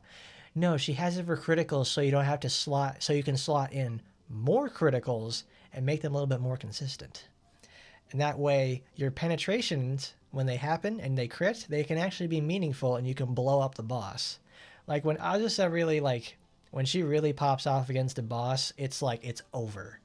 But when she gets hit with like a bad roll on the effects for the screen for the boss fight, it's like, yeah, it sucks.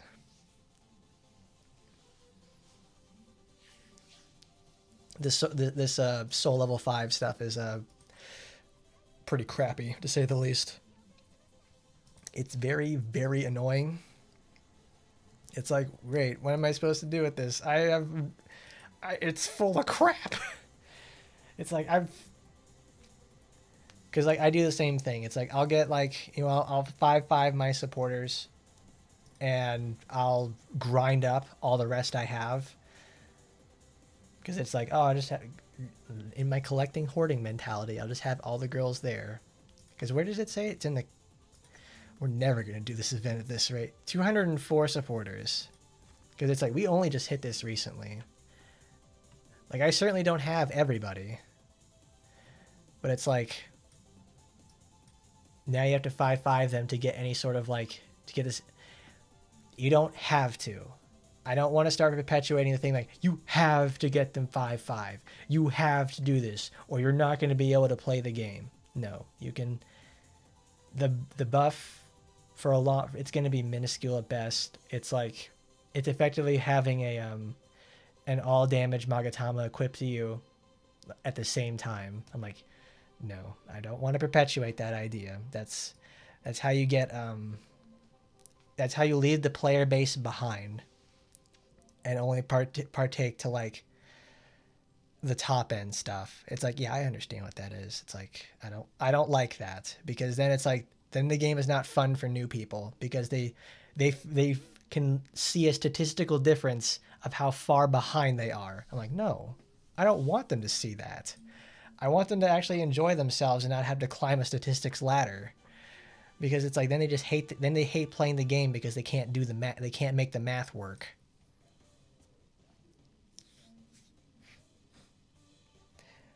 Because like 50 stars is when you get the two formations. It's like, even with 2 formations, I'm on top of the world.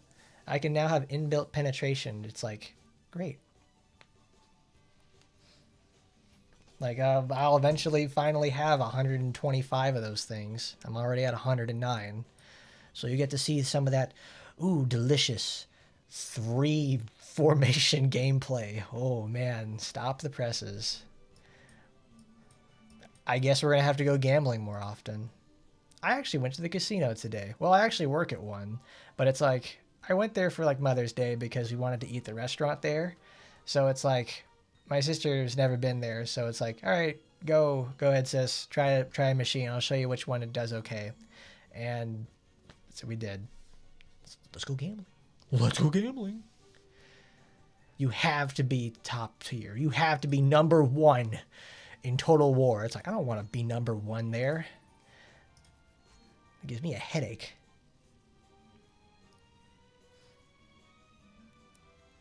most people don't even have like the chance to even get to near 50 to 75 of those supporters itself, like 5/5 supporters. It's like it's just a fucking load of bullshit every time. All it does is just reward players who have played a long time, and even then, it's like it gives you like a minuscule buff. Thanks a lot, dude. First of all, though, we've got one thing to point out here. This is Natsu Basara, the R supporter that every single person has rolled for or pulled at some point. Now, after 3,000 years of development, she gets a supporter. A UR supporter, even. Chun-Li at home turns into Bug Art, that one dude from like Naruto who has the bugs inside him. This chick restores 3%, maxes out at 6 of lost HP over time every 4 seconds. It's literally the direct upgrade of her R supporter, which is traditionally a very, very good supporter. So then she actually gets a call effect for the first time, and a voice line too.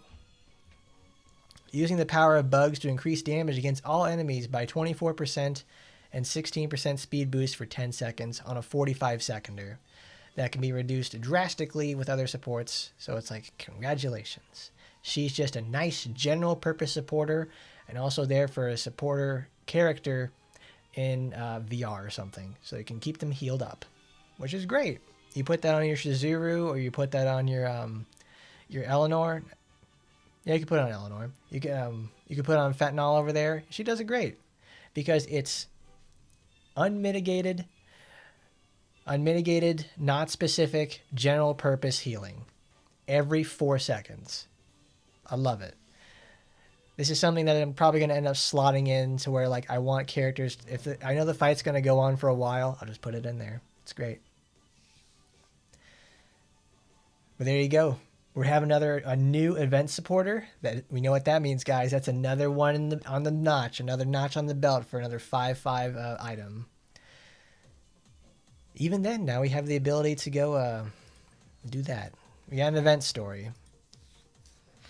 Took a bus to Chinatown. I don't need this. I wish we could set like formation effects. Like, I need to take these off because I just keep using penetration ones. Keep library girls. We can take the Avengers off. Because I already keep Conscience of Wood Art. I need VR. Cancelled formation. This feels really good though, to have critical rate and the critical damage on at the same time. It's like you can't say no. It's so nice.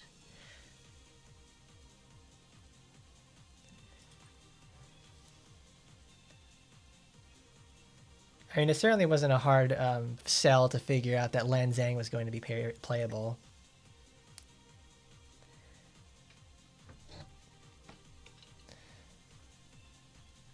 Home to a Chinatown. I took a bus to Chinatown.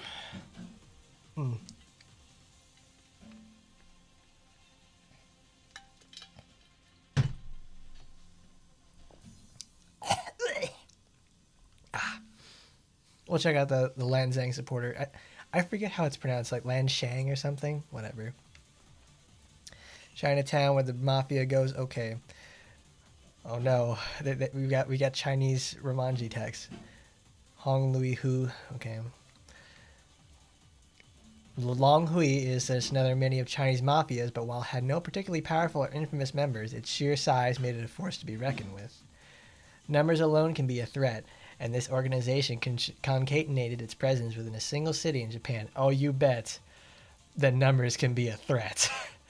They're very threatening, in fact, because it turns players off from wanting to actually play your game if it turns into a spreadsheet simulator. Will she use existing spears? They'll make a new one for her, because she specifically has, like, you know, the bow staff. It's like, it's in her supporter art. She uses it in regular battle. It's like Gara at home over here is like, she's going to get something new. So save your arena coins, everybody, or at least try to play arena a little bit more often than you have, because she's going to be releasing in June. Their activities range from looting and theft to active sabotage, targeting not only Japan but the Chinese Union itself. Because of this, the city was closely monitored not only by the Japanese but the Chinese as well. Just as the Longhui's rampant activity seemed to settle, an identified cargo shipment entered Chinatown. Oh yeah, Limbus Company? Season 8? Yeah, shit's up, bros. Coming in May. It's going to be great. Make sure you get all your shards ready, too. Spend them if you want to, because we're about to lose all our Season 7 stuff, too. It's going to suck. It really is. Jianlonghui. Okay. Its contents originated from the demon realm of Jianlonghui. Is it Jianlonghui? Jianlonghui is expanding its influence within Chinatown. Managed to obtain it, there was a possibility that demonic material would be distributed into the human world. Deeming the situation too dangerous to ignore, Ghost dispatched a Taimanin to intervene. Get the cargo and destroy it. That's the mission. Dun.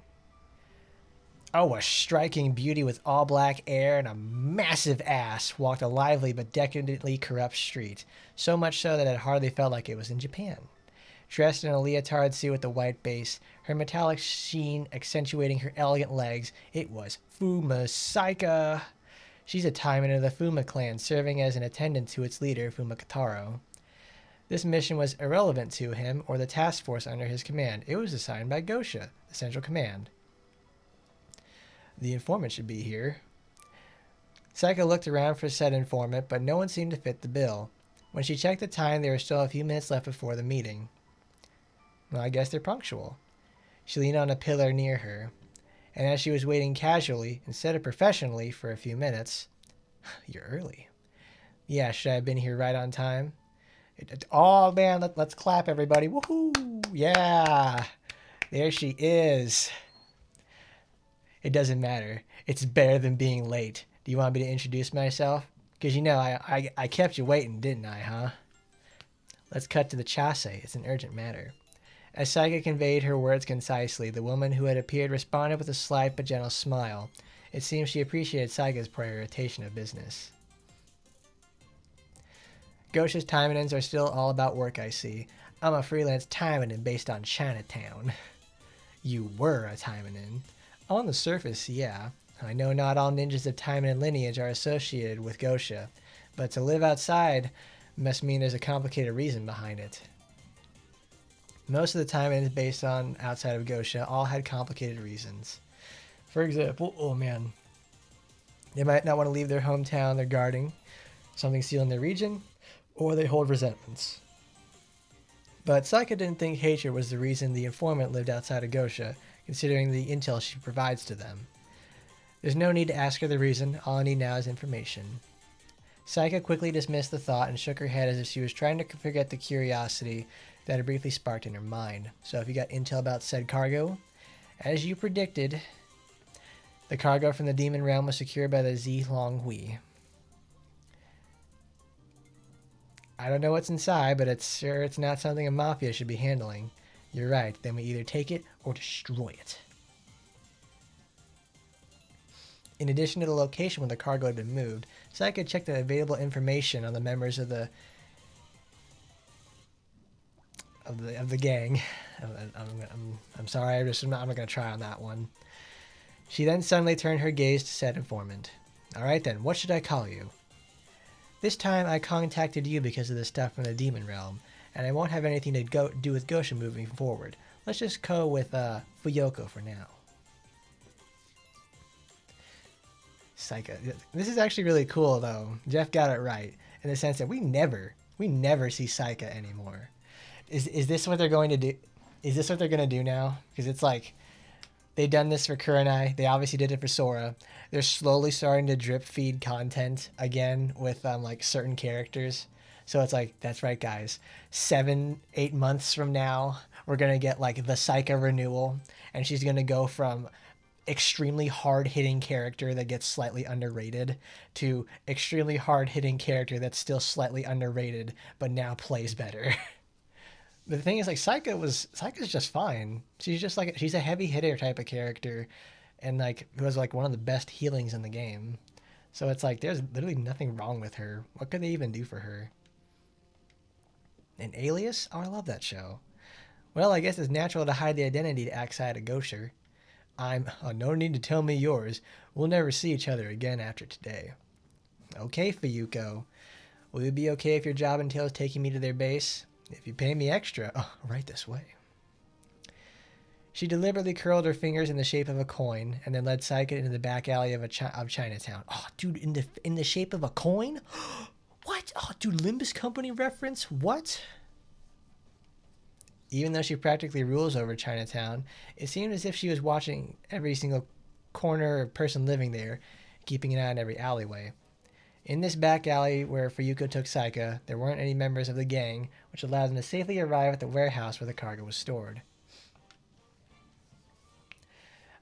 It would be reckless to fight them head-on since we are outnumbered and they're well-equipped. It's the best to avoid combat as much as possible and prioritize recovering the cargo from the Demon Realm. Oh, the Demon Realm? Oh, dude, we're playing Neo now? Oh, shit. Wow. That was the plan since the beginning. Well, you wouldn't plan to fight them head-on, since there's no one but you to retrieve it. Sorry, my ass gets in the way.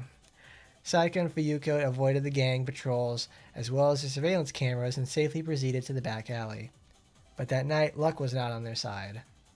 Oh no, that's exactly how Taimanin Asagi 1 started. Oh, bro, I need to take a leak. You dickhead, how many times did I tell you to take care of it before patrol? It was because this conversation had just taken place a few minutes ago that the patrol timing had been off. The result? Oh no, bro. Who's there? As Fuyuko scratched her head with an expression that said, ah, damn it. A member of the gang was drawing their gun. He tried to shoot as soon as he confirmed she was a stranger at first glance, but Fuyuko raised both her hands before it could happen. Oh, I'm sorry. I came to this town for travel, and, well, I'm lost. Oh, she's right.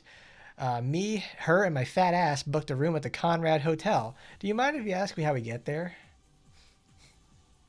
As Fuyuko quickly lies, Saika immediately acts along. Smooth and appropriate, yet actually existing. When the name of the hotel was mentioned, the members contacted each other via their phones. As soon as Saika and Fuyuko realized he was trying to verify it, their gazes sharpened. Hey, the hotel isn't having a new guest today. Intruder alert. Oh! As soon as the member realized they were lying, Saika made him lie on the ground. I didn't know they could check the guest list. They must be big enough to pull a lot of strings here. Sorry, the patrol time may have been changed.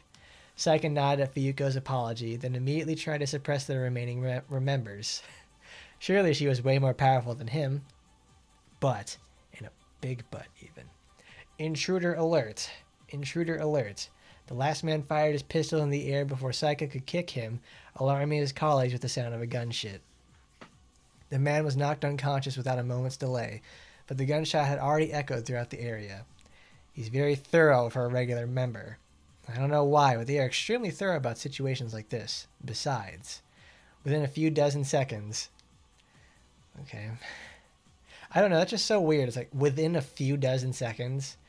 How about within a few moments? That just didn't feel right, you know? Drones and cyborgs with enhanced exoskeletons swarmed into place. Oh, that was fast.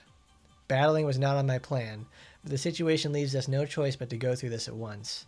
Can you fight? Surprisingly, my specialty leans more towards hand-to-hand combat than espionage. Dun. Uh-oh. I need to change that.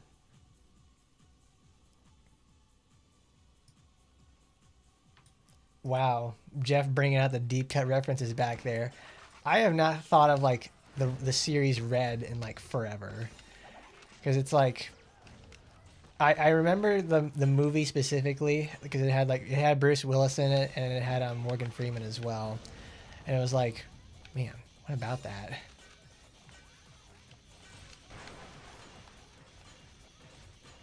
I'm retarded, but extremely dangerous.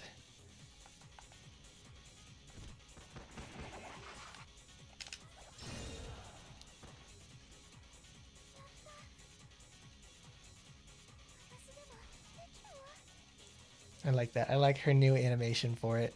She's so smug, and she's actually just happy to be there. She's no longer scared.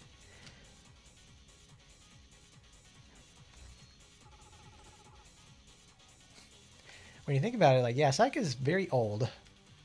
I imagine she's like a similar age to Asagi and Shiranui, but it's like Saika understands better that she can't have any relationships, more or less, because of her her standing in the Fuma clan and also the nature of her missions.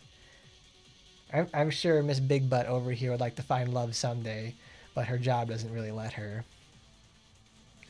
What do they call that? She's married to her work. Oh, more and more of them coming at us.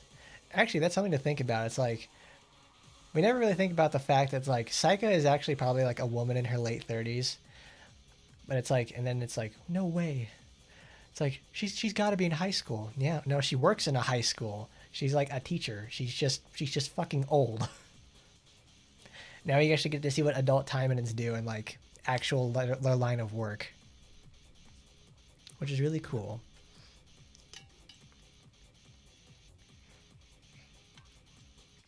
Typical, if you see a cock, 30 more would follow. I think there's more than that. Anyways, I keep hearing the name of... Come on, man. Shunrong Hui over the comms. They must be hired by the main gang. As Saika had said, a number of drones and cyborgs appeared from behind the mercenaries, far exceeding the amount of the weaponry a mere mafia organization could handle. Currently, not even the Chinese Union could control the gang because it is an organization deeply rooted in local society, a so-called grassroots organization. Under normal circumstances, a small-town criminal organization, their funds shouldn't have been that significant. Oh, this is a Blue Archive moment, where, what is it? Valkyrie Police Department signs on with I forget what it's called. It's the mercenary group, and they fund them and give them tons of weapons and stuff. And that's how we get corrupted Kana, because she sold herself and her ideas for power. She's a very weak villain. Not so much a villain in the first place. It's just a person who lost their way. But anyways. However, the mercenaries before them, equipped with the professional weapons and operate under a structured chain of command, while a continuous stream of heavy weaponry was being deployed behind them. It's like the professional mercenaries who receive military-grade training, or at least close to it. They're not what a small countryside mafia could hire. They instantly annihilate their enemies with overwhelming firepower, especially when facing enemies like the Taimanins, who specialize in individual combat prowess. Saika felt a sense of unease at the way their forces were being deployed, as if they fully understood this principle. Oh damn, it's almost like they're competent. I have a feeling additional reinforcements will be deployed. Even if we retreat from here, it will raise the alert level, making it even harder to complete the mission. Oh, my Soliton radar! It's jammed! I think it's okay to retreat. It's unusual that a local mafia is gathering such mercenaries and forces. Also, it may imply that the Demon Realm cargo could be that hazardous. We cannot fall back. Okay. As an apology for getting caught by the enemies while guiding you, I'll clear a path for you to the warehouse. Fuyuko braced herself and charged in a straight line towards the warehouse, which was so heavily guarded. Saika rebrapped it immediately and cleared through the enemy defenses with Fuyuko.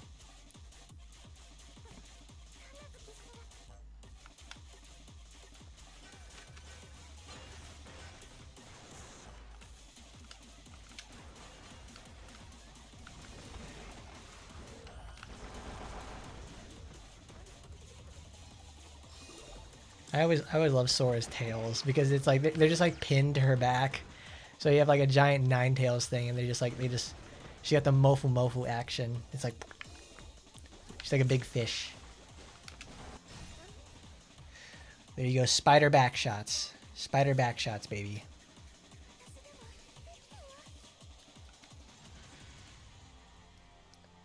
They're still after us, but, and it's a big but even. As soon as they got through the enemies, their numbers decreased monetarily. Probably because some of them left to defend the warehouse, but this was a chance for Saika. We can shake them off if we go this way. No, this ends here. Saika looked over her shoulder and stared at the cyborg ninjas with her left eye. Fuma Clan's evil eye.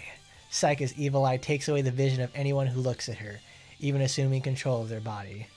Saika quickly suppresses and disarms the cyborgs, who were confused by some of their colleagues who suddenly began to swing their weapons and fire at them. Not knowing what had happened, Fuyuko let a bewildered voice. What the hell was that? I made them all hallucinate with my evil eye and took control of their bodies. Stunning them was easy since they were shaken at the sudden betrayal of their allies. I would have liked them to actually show that off with her ability, because it's like we don't really have anything in the game that lets you control enemies and make them go fight against each other or something. So that would actually be like pretty cool, because like in a group setting like this is like she applies disarm. It's like making enemies turn against each other and fight. That would be cool.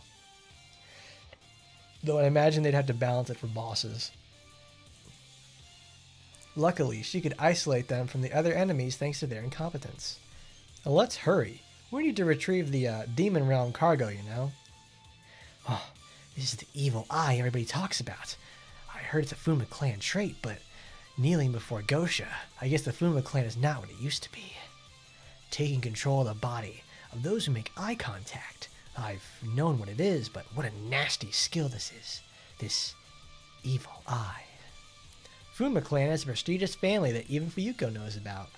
I hear rumors that they oppose the government's plan until the end, but I never thought they would be incorporated into Gosha so soon. Fuyuko?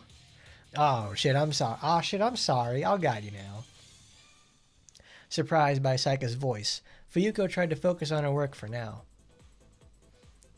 Some time passes and there was some static coming from the comms of the mercenaries, bound in a hard-to-find alley.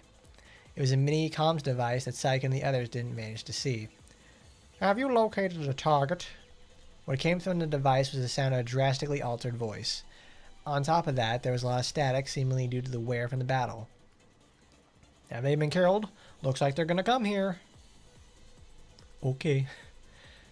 Yeah, it's like they'd probably make it like Oboro's freeze, which is like super special slow / disarm. So it's like, dang. It sucks, but it's like, I guess it's just how it's gonna be. Because it's like, if it'd be very weird for like how they're gonna actually implement that sort of thing in the first place. Because it's a very cool idea, being able to turn enemies against each other to fight, but it's like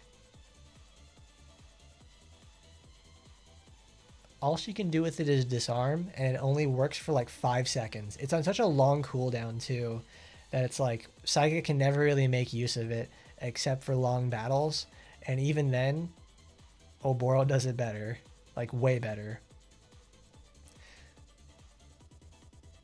I was about to ask if like, has Saika gotten a limited weapon and outfit series, and yes she has. It's her Iron Man one. I have that, and I was like, oh yeah, that's right, I like that one because it's like it's stupidly good, and it also looks really good on her too, because it shows off her gigantic ass.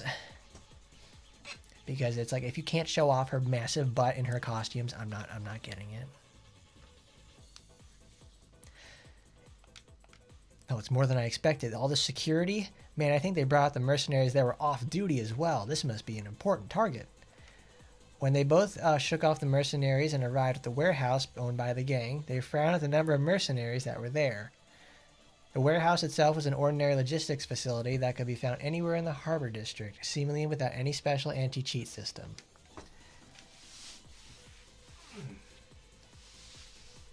There were just simply way too many of these guys. Where do they get the money to hire so many mercenaries and supplies?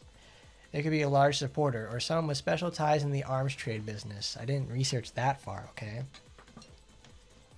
They chat as they look around the place. It seems that the mercenaries they shook off had contacted the others through comms, and didn't seem to leave their spots. They were even guarding very well, so seemingly lots of experience. Alright, they're really gassing these guys up. Oh, it's going to be hard to get past this many guards. But this many guards means that they were searching for us surely here. Saika was sure the Demon Realm cargo was here and switched her attention to the next stage. I think it's best to go head on to reduce the time spent in battle and leave when we retrieve what we came for. That would be a low risk option, but would you be okay? That many is hard even for a Taimanin. There's no choice. If the gang has that many mercenaries guarding the premises, then this cargo really might be something dangerous. It's much safer to burst in and take care of them, but Saika thought to herself and then flexed her android leg she could come heavily to rely on. Look at that. She's doing it on purpose. Like, ugh. Ugh. Like you checking it out. Like, watch, I'm going to shoot out the stars. Ooh, yeah. You just blew out all the stars. Oh, yeah. Saika getting her Chun-Li costume. That would be the fucking day. The ultimate collaboration. Of all characters to get into Street Fighter, Saika gets in because she can just look like Chun-Li. That would be insane. Because you get the Chun-Li booty action. We get double booty warriors. I didn't expect to face mercenaries with such a well-organized chain of command. I thought they were a bunch of brainless mafias. It's okay. That many men with that skill level, I've been through it before. This was just to comfort Saika and Fuyuko, but it was the truth. When on active duty as a Taimanin, they had faced more dangerous and inescapable situations than before. Having survived that is my weapon as well. I like that because Saika can actually say that with like extreme confidence. She knows what she's doing. She's fought stupider. She's fought stronger. Let's go. Cover me. Okay, I didn't honestly expect the gang to have such lengths that they were going to go to do this.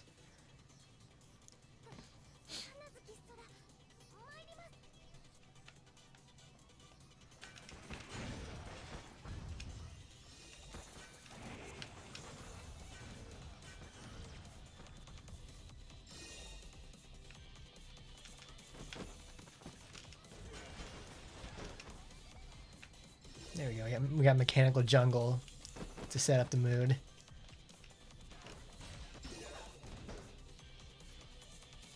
She's so fast. She's so much faster now.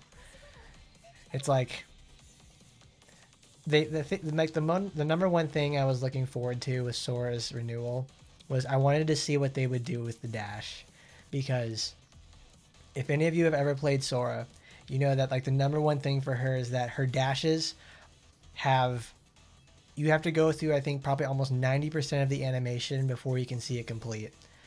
And it's like, and even then she has to like do a whole 360 spin and everything. And like the time taken that it has for her to just make her escape by doing a double dash is like that very small, like half a second recovery is like, it just so bad. It was so bad and I hated it because she couldn't let her reposition fast enough. It's like, god damn it. It's like she just get tagged or whatever. Now she can actually like run circles around her enemies and she's no longer Hawkeye at home. Girl is now just Hawkeye in general. It's really great. Said mercenaries were shaken at the fact that Saika gave him the thug shaker all alone. Along with the commander class mercenary, there were a few dozen in the front line. Among them were drones and soldiers enhanced with cyborg technology. Meanwhile, going in alone is basically suicide. Regardless, Saika decides to do just that. But Saika was sure that she was going to win. Look at her. She's hitting him with the "nah, I'd win." Naive thoughts that "I'd be okay" will rise with this many people and weaponry. It's how the human brain works. With this many soldiers, the enemy would not attack. They would run. Even if a fight breaks out, she'd be okay. Even a veteran soldier thinks about this at the back of their head. As she attacked head-on while they were in that state, the soldiers reacted to her actions that were out of the ordinary. In that time, Fuyuko, who had remained hidden, launched a surprise attack, and Saika and the others fought as little as possible to open up the defenses, and she's here. She moves like a Taimanin. You. Me. They've allowed the warehouse to be infiltrated. I guess I need to step in. It muttered with its mechanical voice and made its way into the warehouse, ignoring mercenaries who were kicked by Saika and sliced by Fuyuko. Oh, I'm trying to burp, but I can't. Is Celestial Fox? No, they didn't change Celestial Fox because it's that good. Celestial Fox has literally been like one of 3 skills anybody uses for her because it's so good. It's always done the 3 things that like make a really good skill, which is course correct, multi-hit, and extremely high damage. So it's like it satisfies all those conditions itself, and it has a pretty solid cooldown behind it too, so you use it all the time. And it just fits into Sora's playstyle perfectly because it's just a rain of arrows. It's like, why wouldn't she have an attack like that? But it doesn't fire Foxfire bullets normally, unless you have a Renewal weapon. There's not that many men inside because they all seem to have been positioned outside. Maybe they don't want to be close to the Demon Realm cargo, or Psyche and the others chat and go further to the warehouse as they literally kick the guards. Alright, where could this thing be? Fuyuko swings 2 blades attached to a chain to keep her distance between enemies as she slays them. The fact that it was inside a small warehouse played to her advantage. Firing from a long range in the warehouse full of containers was impossible, so they had to come in close contact to attack, but the blades she swung were able to reach her enemies while she hid behind the crates. Oh dude, she's got cheats. You there! I'm there. Wary of Fuyuko's attacks, they hid behind containers, but she hooks the chain on a corner of one of said container to change the blade's trajectory. Ooarg! Cries came from behind a container with blood on the blade. Feeling the blade splitting the flesh, Fuyuko continues to slice through more mercenaries. Bathing in the spraying blood, Fuyuko's fighting style was much more noticeable than Saika's, naturally drawing more soldiers to her. She spins the blades to deflect oncoming bullets, but some of them skim her shoulder or stomach. Don't you try anything stupid. If you fight like that, they'll all come for you. Knock it off, Fox. This is how I fight. Attracting all the attention, you're harming yourself. Saika is worried and decides to quicken her pace. Looking at her personality, she's just not the type to listen. Saika knows a few Taimanins just like her, and decides to quickly take care of the battle rather than settle it by talking. Hup. Saika quickly makes her way to the warehouse, jumping around using parts of the building as a jumping platform to move here and there. Running faster than the guns can aim at her, she kicks an enemy. He flies into a wall and gets knocked out. That's all of them. Is it? I've blocked the exit too. While Saika took care of the last enemy, Fuyuko blocked the entrance with a container. As it was the 2 of them left in the warehouse, they briefly regained their breath. As expected, breaking through that many enemies with just the 2 of us and securing the warehouse's safety is very exhausting. But still. As Saika looked around the warehouse, she noticed that compared to the heavily guarded exterior, the inside had very few enemies. Moreover, the cargo they were after was placed in a conspicuous location. Was it bait? So is this the cargo they mentioned in the briefing? Yeah. Judging by the shape of the crate and its markings, this should be it. What lay before them was a large wooden crate, big enough to fit an entire tuna inside. That sounds really good right about now. I could go for some tuner. It wasn't even sealed properly. If it was in the way of the battle and it just ended, it would have been kicked and shattered. It looked that fragile. The contents. Retrieve or destroy, checking its contents comes first. After some quick first aid, Fuyuko carefully opened the lid and it was lost for words what she saw inside. Stacks of blood packets are inside. Packets of purple liquid demon blood to be exact. And in a significant quantity too. Harvested and preserved from dozens, perhaps even more demonic beings. What exactly were these guys planning to do with this? I don't doubt the gang itself had the knowledge to handle demonic blood. Is the mastermind a semen demon? Or perhaps an organization with the expertise and technology to deal with it? As Saika was lost in thought, an explosion found her and tore through the container blocking the warehouse entrance.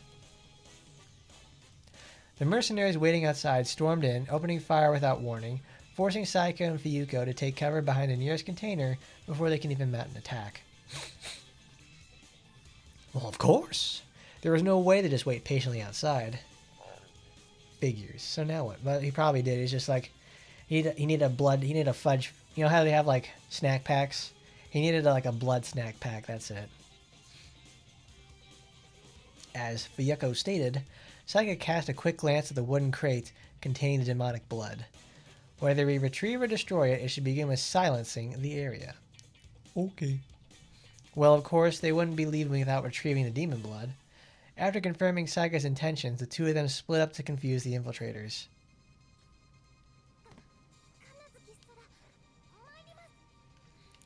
Sora is no longer uncertain about the world. She knows what she has to do.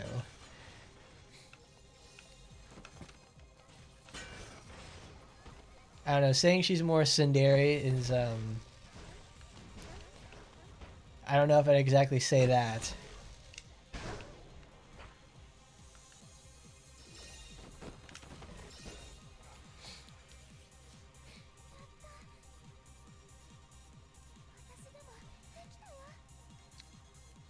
I wouldn't say, like, she's very tsundere. She's just excited to be there in the sense it's like, fantastic, I did a great job. She's like very satisfied with what she's done. This is the last of them. Okay. With a leap off the cargo, she soars high into the air and drove a leg down with crushing force. Oh, dude, Quake Stomp.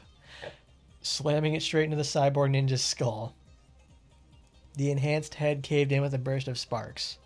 Wow. She just killed that guy. She made his head explode. Holy shit. Kicking away the remains, Saika took a moment to catch her breath. Okay then. After taking down every last enemy, Saika turned her attention to the demonic blood.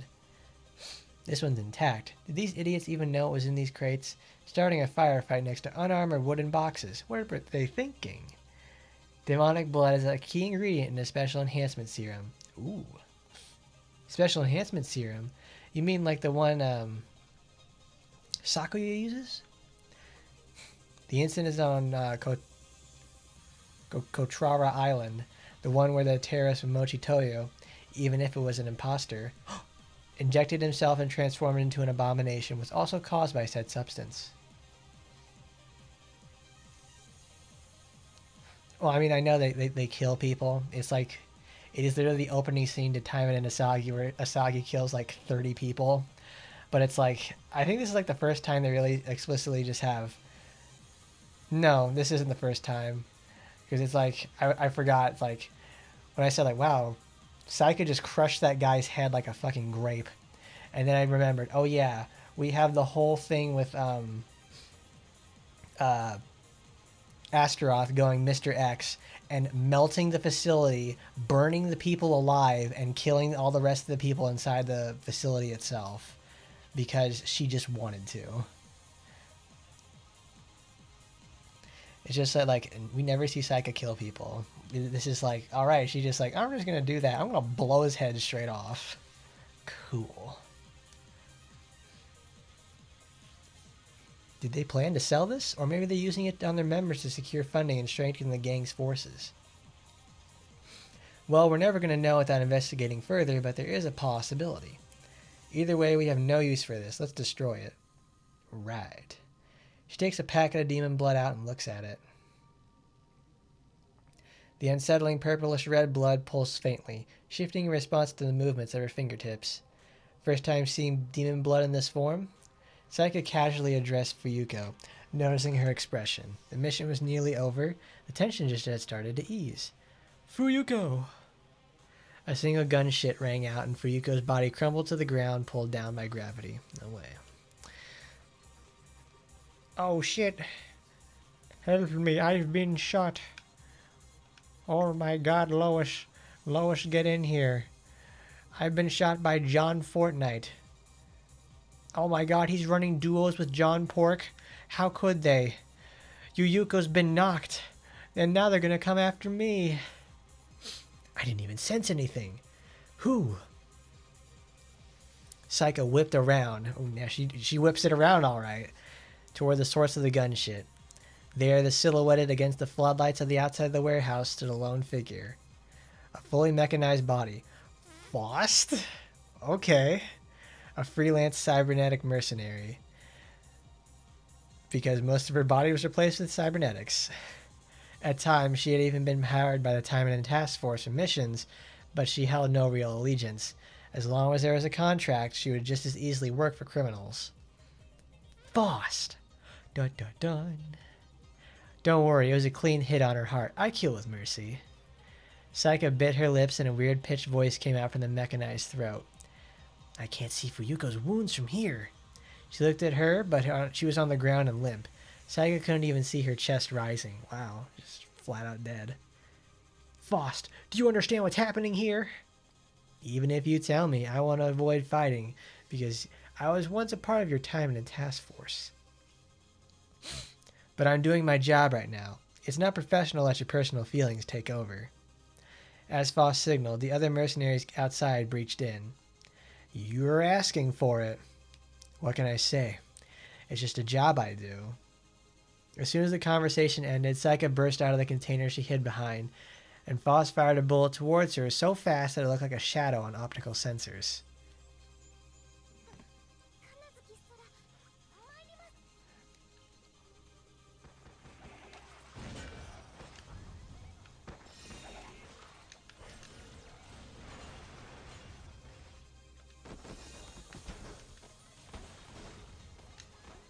Look how fluid. She's so fluid now. Oh, god damn it. Again. I don't want to fight Cyborg Soldier. I want to fight Faust. I want the legendary Faust that we always use for Machine Weeks. That we blow up the boss instantly. It's like, awesome. That's not what I wanted. I want to fight Faust. I want to have a hope for You Are Faust in the future. That sucks. As expected, she's strong. Strong enough, at least. She didn't kill them because she needed them alive to tell her more about the demon blood. It was brief, but I put some effort into training them, yet you effortlessly take them down. Oh, for something you claim to have trained with such care, it seems you treat them as something as easily disposable. If they are against someone as skilled as you are, it's not the time to play around. It also breaks my heart too, you know. Yeah, right. As they converse, the battle fought with their guns and legs was intensifying like a brewing storm. Muzzle flashes lit up the dark warehouse, followed by a deafening roar when bullets are firing. One direct hit would be fatal for even a Taimanin. One hit would be a ticket to heaven, but Saika deflected the bullet by kicking the side of the high-speed bullet, or Faust's gun barrel itself. That helmet is annoying! I didn't equip it to counter the evil eye, but who knew it would help me out in a time like this? Saika knew her android leg attacks weren't enough.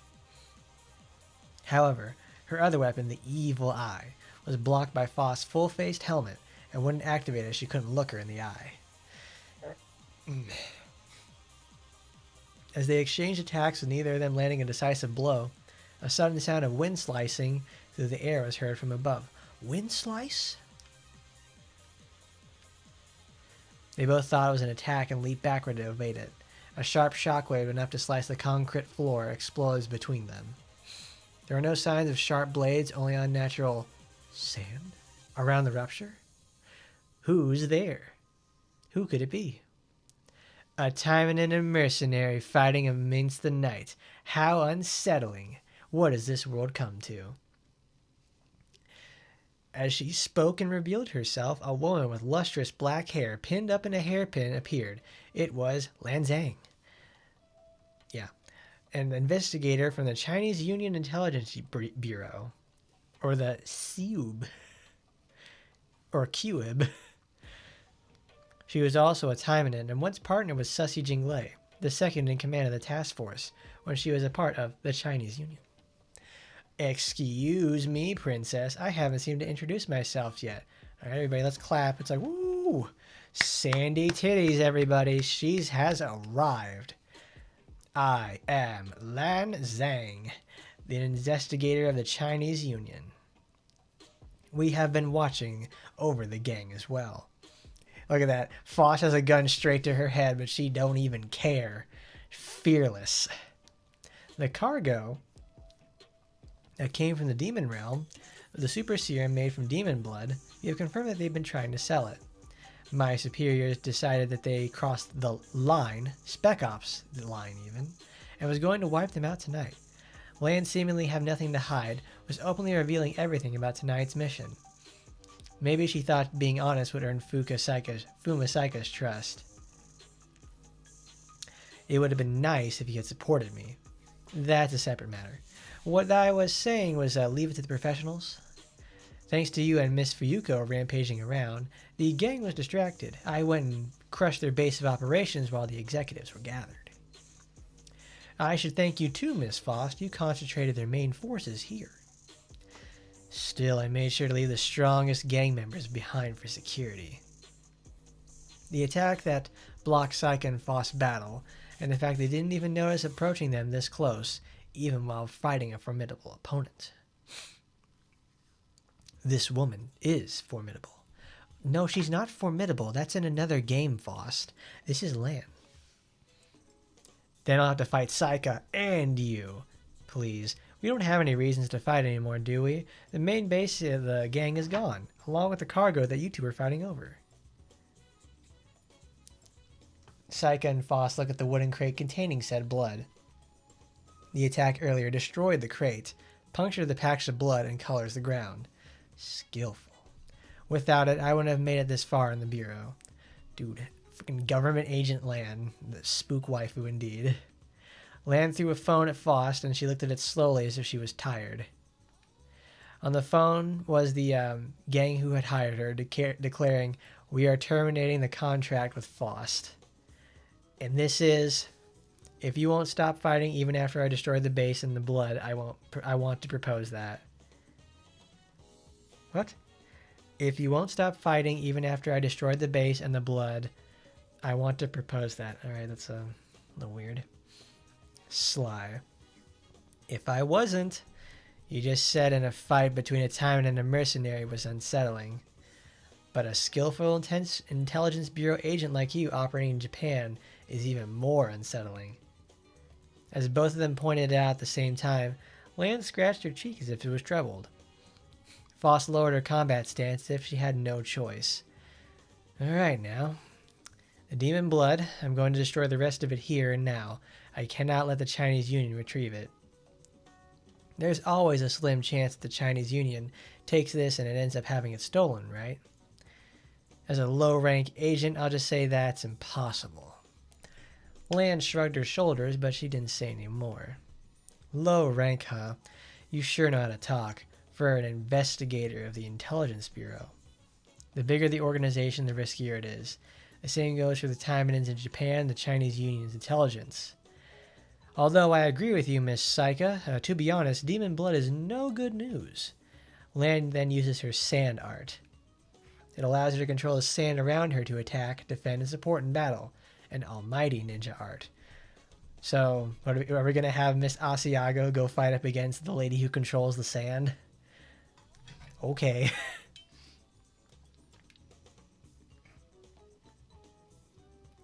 It was the sand that stopped our fight. Yes, and? She controlled sand to get to the gasoline canister in the corner of the warehouse, then crushed the can, letting its contents seep into the sand. After the sand absorbed the liquid, she covered the remnants of the wooden crate with it. When the sand turned black because it absorbed gas and demon blood, she lit it on fire, burning the inside of the warehouse. And that's the end of that. Lan spoke it in a stiff manner, giving the impression that this too was also just a part of her mission. Well, that was fast. This was my mission. Or maybe you wanted to light it up yourself. It doesn't matter. Then I can trust you to clean up with the mess too? Oh, sure, yes. Tonight, it'll just be a case of a warehouse fire. Oh, look at that. She's just like, I'm just going to do a little bit. We do a little bit of arson. We do a little arson. There's also another person who supported me. Leave her to us. The Bureau will take care of that as well. Saika sighed at Lan's words, and thinking she no longer had anything left to do, she left. Never knew my contact would be terminated only after receiving the advance. This mission's a bust. I need to look for another one. Faust decided to leave, thinking that remaining here wasn't going to pay her bills. As the two who had fought like a storm left, only the black smoke from the burning gasoline remained in the warehouse. Or it should have been. Home. You can wake up now, San Sirien. Fuyuko, who was supposedly sniped through the heart by Faust, slowly stood up. Don't call me by my code name during an infiltration. It's still Fuyuko. That's just a fake name. Besides, nobody is here now. Basara. Walls have ears, too. Don't lower your guard. Well, it's still a good name. Natsu as in summer, Fuyu as in winter. You have talent in wordplay. Anyways, I failed. I could have retrieved more if I wasn't shot in the heart. And you're to blame. Basara pulled out a few demon blood packs from inside her pocket. The Chinese Union was looking for the blood from the start. They leaked information to the Taimanins that the gang had retrieved the cargo from the demon realm and made them attack each other. The informant who introduced Fuyuko, aka Natsu Basara, was also someone related to the Chinese Union. And Basara's goal from the start was to seize an opportunity and retrieve the blood.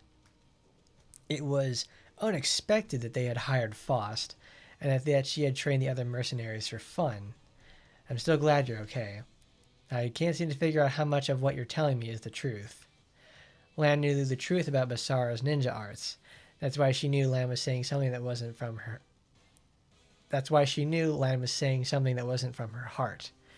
Natsu Basara was a bug art user, and she grew insects inside her body, which replaced even her internal organs. Wounds, of course, were healed, and she could grow arms or other organs.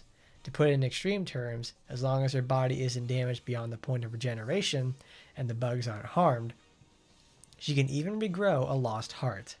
So she's like Murasaki, in the case of, as long as the brain is not destroyed, or in this case, like the queen of the hive mind isn't destroyed, she can regenerate pretty quickly too.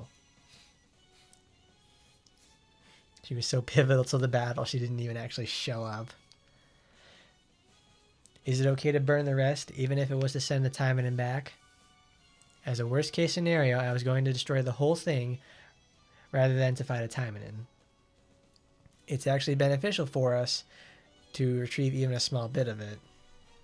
Besides, it's Murasaki's heart and brain. So the fact that it's like Basara over here, she can lose her heart, or I don't know if it's like a vice versa situation. You destroy both at the same time for Murasaki. Lanzo, like Basara over here making the bugs happen, means that it's like she obviously had her heart destroyed and came back. So I think it's a similar situation to Murasaki, where you need to destroy both at the same time or beyond repair. But they have manipulated them. It would be right to pay an appropriate price in return. Lan took the blood pack from Basara's hand. We need more quality more than quantity. This should be enough for research. Quality, Quality time. Without asking any more questions, Basara leaves the warehouse, following Lan. The only thing left was the flames, burning with the gasoline and the blood of the demons as fuel. It consumed all evidence into ashes, sending the thick smoke into the air, like malice that had been drawn the whole world into its grasps. Cool. Look at that, we even had the supporter there with us. Very cool. You actually get to see multiple agencies working with and against each other at the same time. I actually really like that, because we don't ever get to see that very much in the first place. They've been developing the story in that angle for the most part, since we have Lan and since we have been developing Lan and Sue and everything like that for the China versus Japan gaming arc.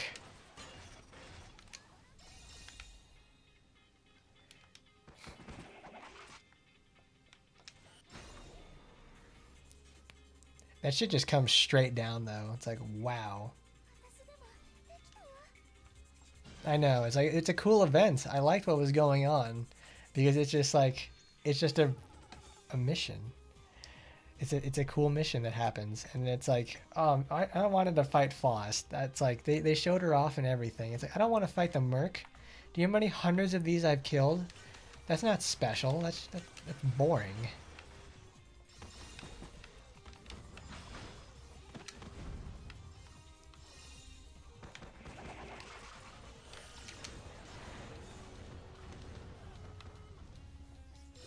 You know how many thousands of mercs I've killed with this thing?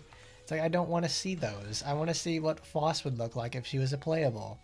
Because when you take her, like, because in her art for, like, they show, when she finally takes the mask off, like, she literally goes fucking mask off on this one. She's just like this woman with short hair.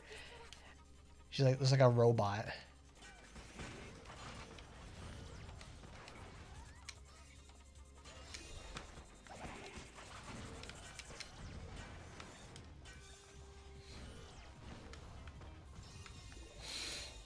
Oof.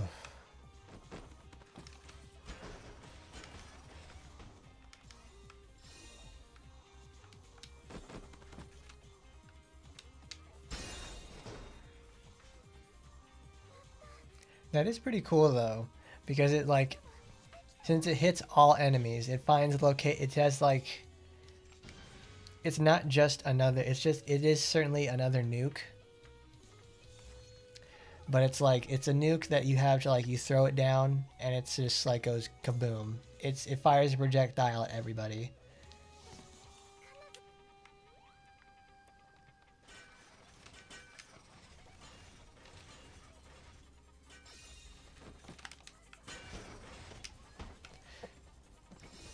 They really increase the range of this attack a lot.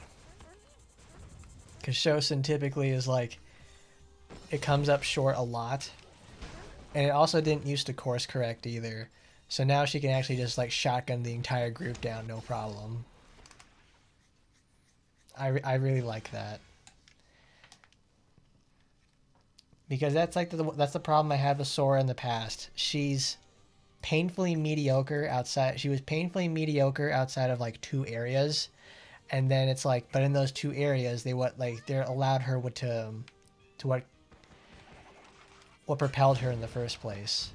And then in this other part right here, it's like now that she gets a renewal, she has so many other assets, facets about her that are like more fun to play. In the Zatuus Club tournament, I don't know what's this tournament about. Because I certainly haven't heard of it.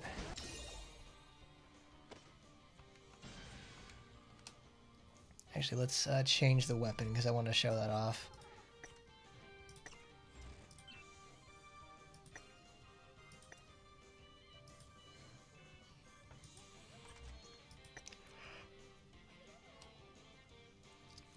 It's obviously a massive drop in power. It's like I lose like 50% of my entire damage.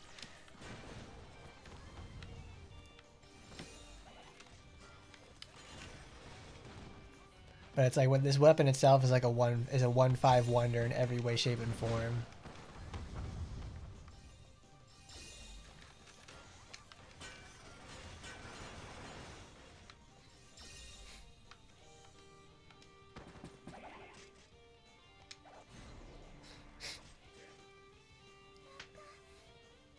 The 3 most powerful people of your club versus the 3 most powerful people of other clubs.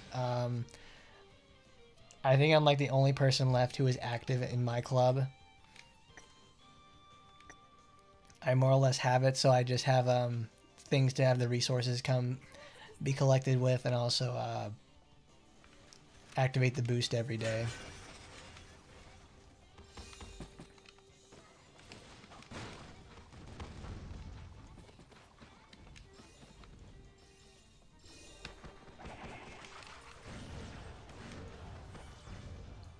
So I mean, more or less, the fact that I didn't even know there was a tournament going on kind of speaks volumes about the club versus club situation.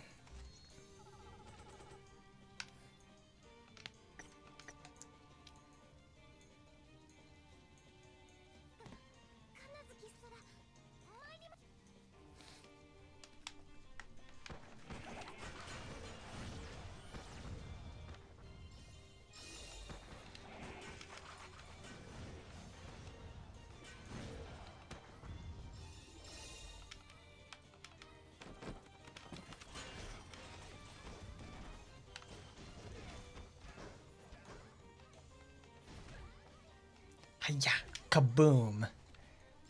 I got a shotgun.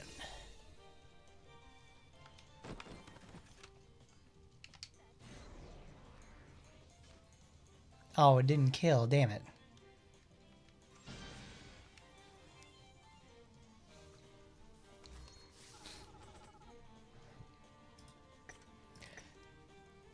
But let's see, the Lan Zhang supporter itself is very, very good. Because it's, because like other cooldown reduction supporters we've had in the past, like they always require like, they're obviously going to be limited, but it's like they always have some sort of like weird caveat that doesn't work out very well for them, or it takes too much to get going. But it's like, because most of them just either have like, you get cooldown reduction or you get the ability to do more damage somewhere else. So the fact that a good old Lan Zhang over here manages to combine both, the ability to have school cooldown reduction and also still keep your damage up, is like such a huge boost, to say the least. Because that's how they've always balanced it, is you either get one or the other. Now you get to have the best of both worlds. So they're really gassing her up to be something pretty special. She's got like her Gara magic and everything like that. Like she's the fucking queen of shifting sandland or something. So she's really just out there like got all kinds of stuff going on.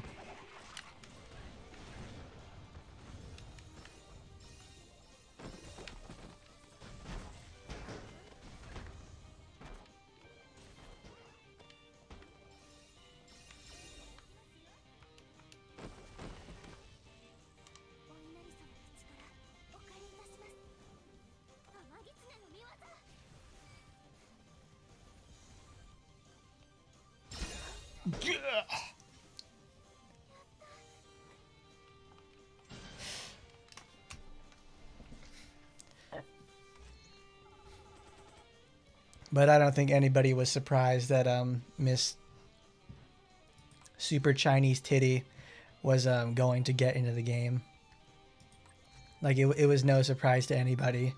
Like as soon as we saw her like get revealed in the game itself, it's like, okay, we knew it was gonna happen. I'm very glad she's in here though. I like her. She's very coy, to say the least. Some would say she's almost too smug for her own good. And she actually has like quite a unique ability, to say the least. It's like every Taimanin we usually deal with has something like, we don't have a lot of like nature users. Like nobody using like sand or like water. No, she uses water. But it's like we don't have anything that's like explicitly dealt with the earth as a playable. Because we fought with enemies that do terraforming, but other than that, we haven't had anybody that's, you know, done that as a playable. So it's like, I like that.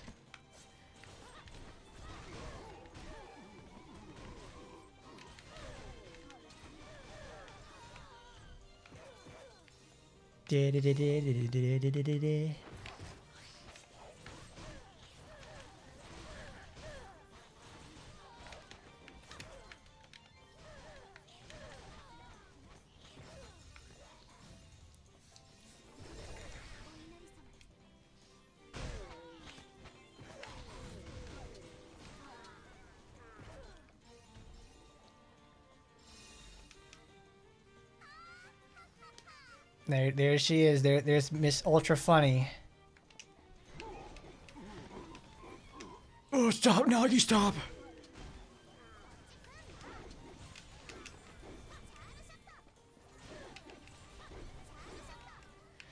Oh, I thought I could break the targeting.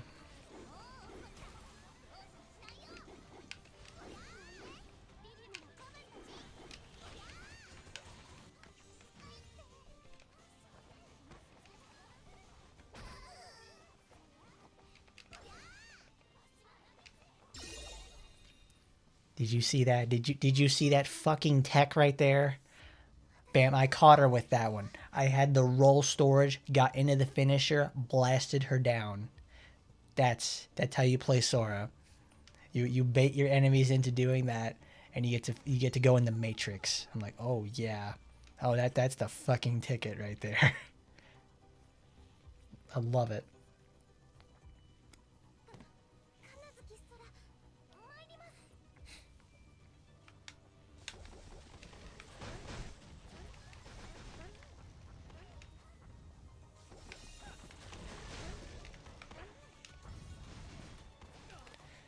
So how do you think Lanzang's going to work? Because it's like her supporter itself applies snare, does a nuke, and more importantly, it's cooldown reduction. Because obviously when you max it out, it goes to like, I think 20% cooldown reduction. So if you put it in like whoever is running your green, you get to have 50% off on your cooldowns, which is obviously devastating on someone like Green Astaroth, who can actually just sit there and like just spam a Serpent Blaze even more times at this point.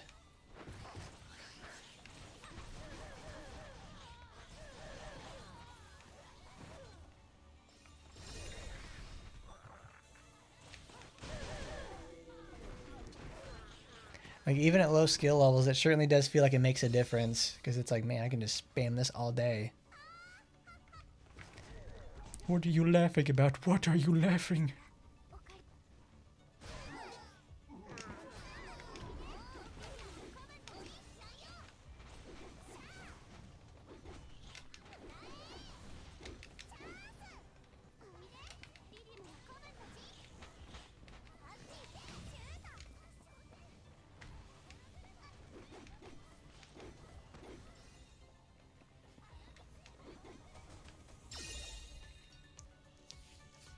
God, Nagi, you are so ass.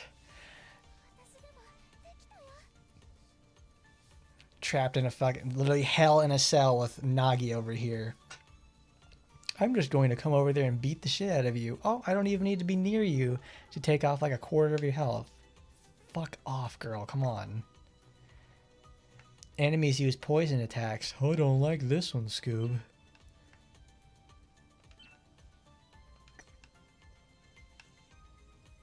Where's my Frikugel? But it does look like every time that I equip Sora's weapon, I think it's probably just got like a different model or something like that. Because like she has to unequip it then re-equip it like that. I'm like, weird. It's weird. Let's use the demonic bow. Look, she's got... No, would that be orange loot? She's never had a limited costume. She's never even had a golden pass. Her life is pain. Look at that, though. She's finally happy to be here. You can give her her hair. You can take off her hat. You can change the colors. You can even remove the hat. You can take off the ears. You can take off the tail. But don't do that, though. That's an epic fail.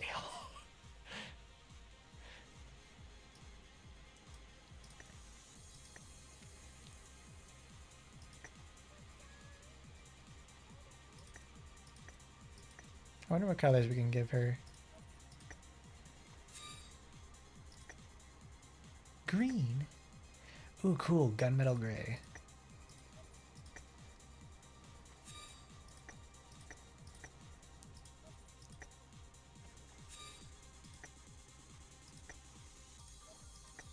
We gotta make our racist Sora look good.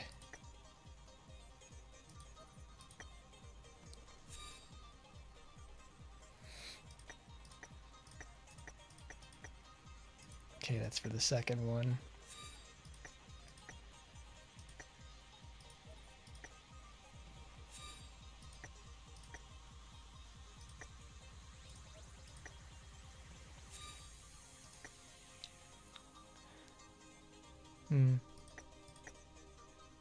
I can dig it there.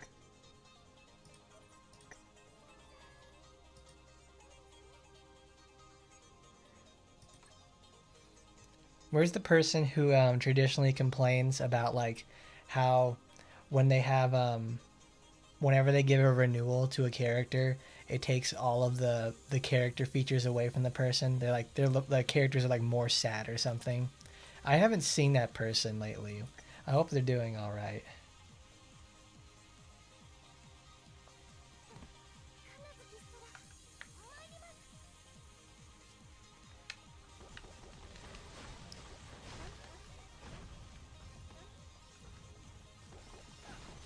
Oh yeah, lately I finally sat down and said to myself, I'm gonna go play Metal Gear Solid 1. I've never finished it for the most part, and it's like I certainly like what it has going on, but to myself I'm like, man, this is it's much easier than Metal Gear Solid 3 because the way footsteps work in the game is much different. So it lets you be like really, really aggressive and just like run almost everywhere in the game. And it's like I don't know how to take this. I don't know how to. What am I supposed to do with all this power? I can run anywhere. Well, I can run almost anywhere. It's like when the tiles change, you can't do that. Whatever.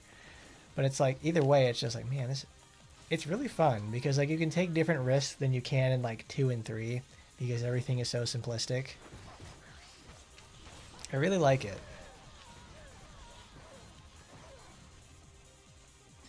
Though there are certain times where I'm missing, like I really wish I could CQC slam this guy. It would really help me out.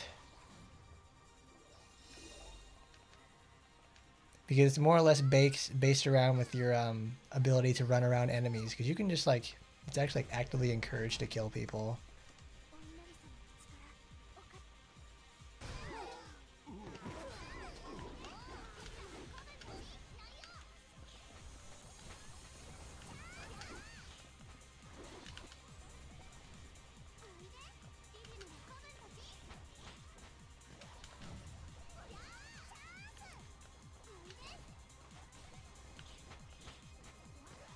Die, monster. You don't belong in this world.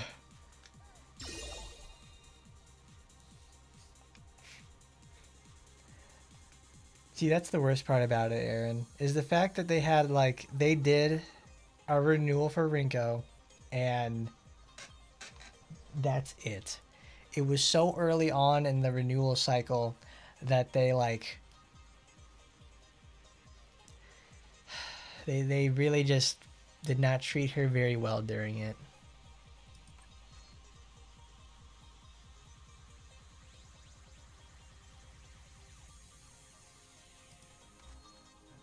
No, we don't need that. We need to go finish the event. Oh, I'm taking a bus to Shantown.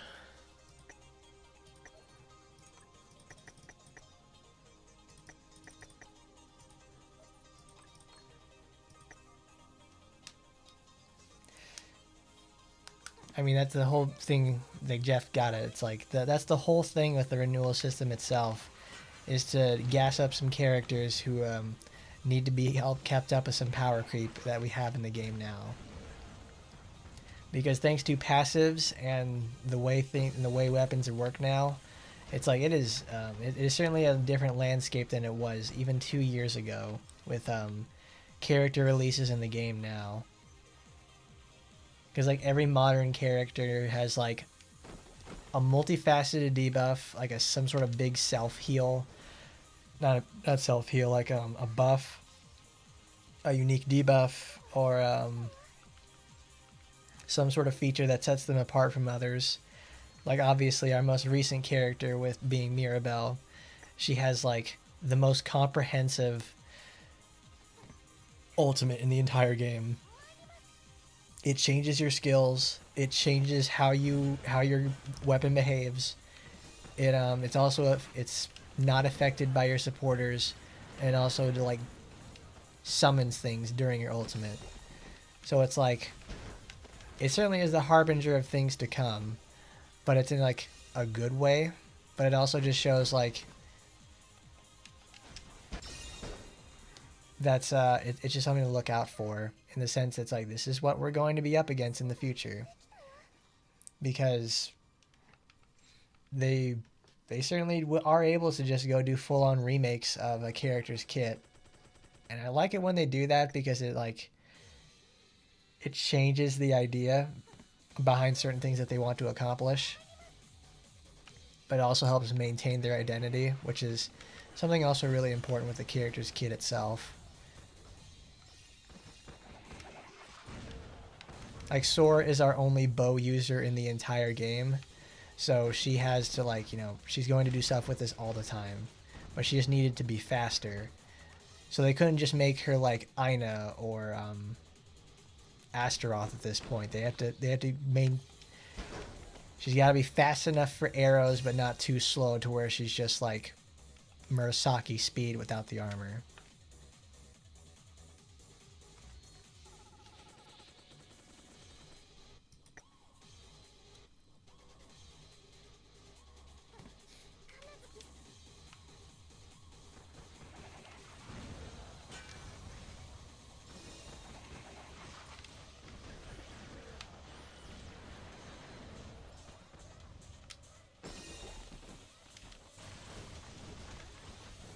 Hiya. Ooh-ah.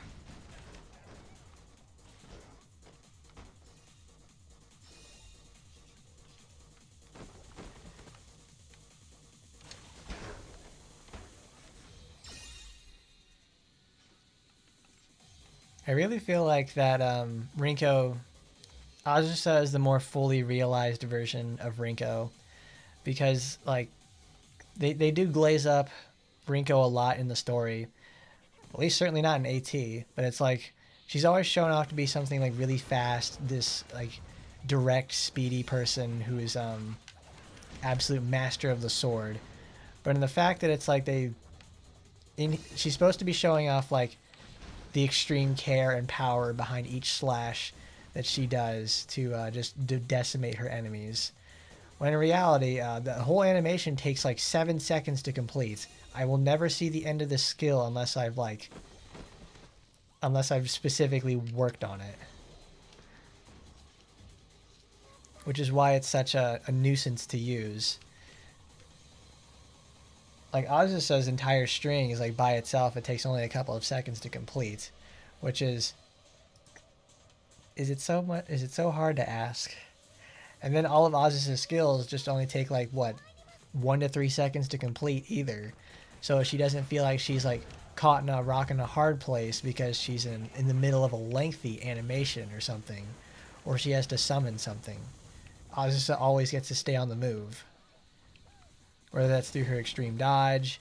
She has a couple of attacks where she has to stay still, but they're usually like they have armor or they're quick or anything like that. She doesn't have suction either, which is like that's a plus.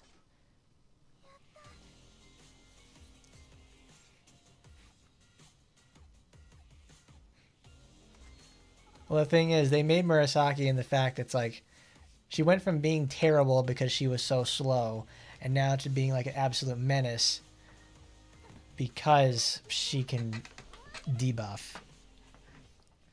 Because if you take away critting from Murasaki, nobody uses her. Because like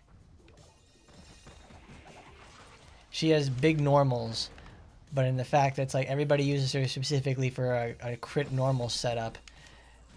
Because it's like I don't think anybody ever really sits down and says, "Yeah, I'm gonna go use her spin attack or like the big red stomp, the big red like axe smash thing."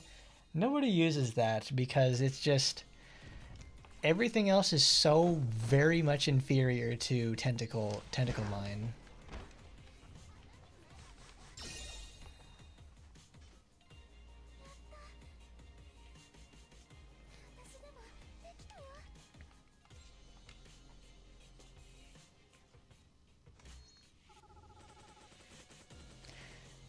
If anything, Murasaki should have gotten like a scaling buff where it's like, I don't know, not like an enemy's defeated. It's like combos completed or something. Like she gets a point. Just make it similar to Spinel's. Just make her like cheap Spinel.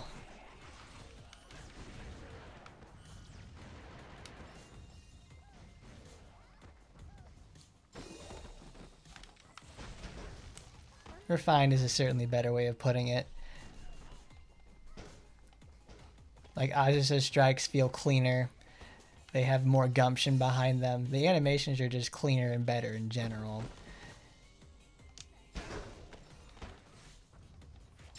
Why are you alive?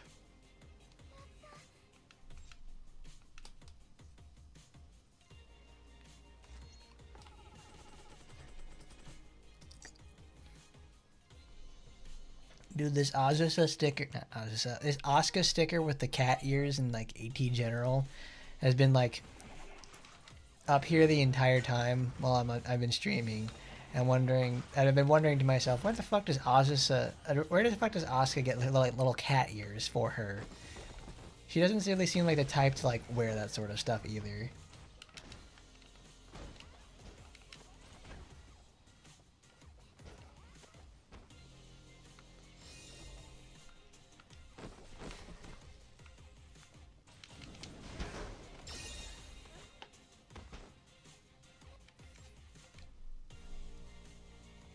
I mean, he's just more or less reduced into a gag character that every so often has like moments of genius, and like is a plot device to help move things along when they need scientific or technical stuff done.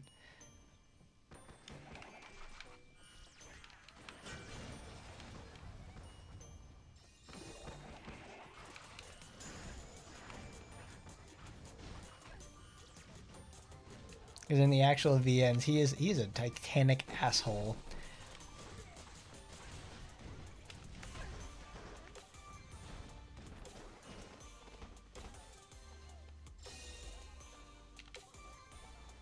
Amogus, Amogus. Susie, Amogus.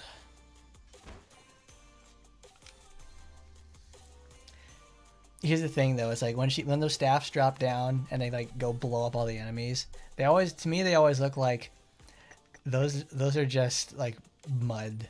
They just look so muddy because they don't disintegrate like sand. They dissipate like water.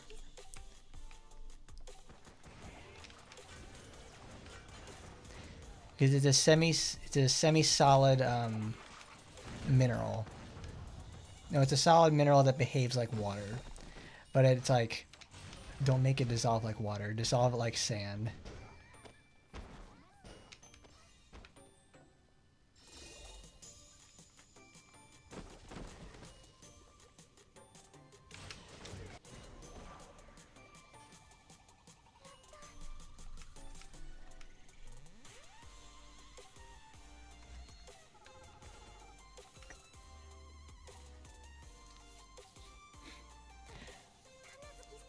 Rinko is just somebody whacking quickly.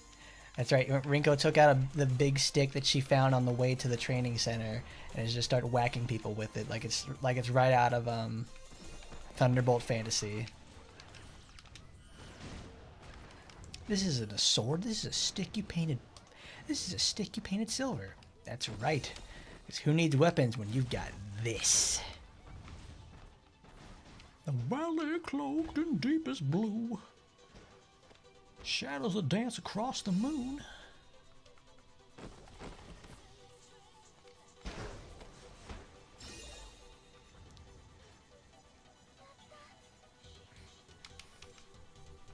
Doom doom doo doo doo doom doom doo doo doo.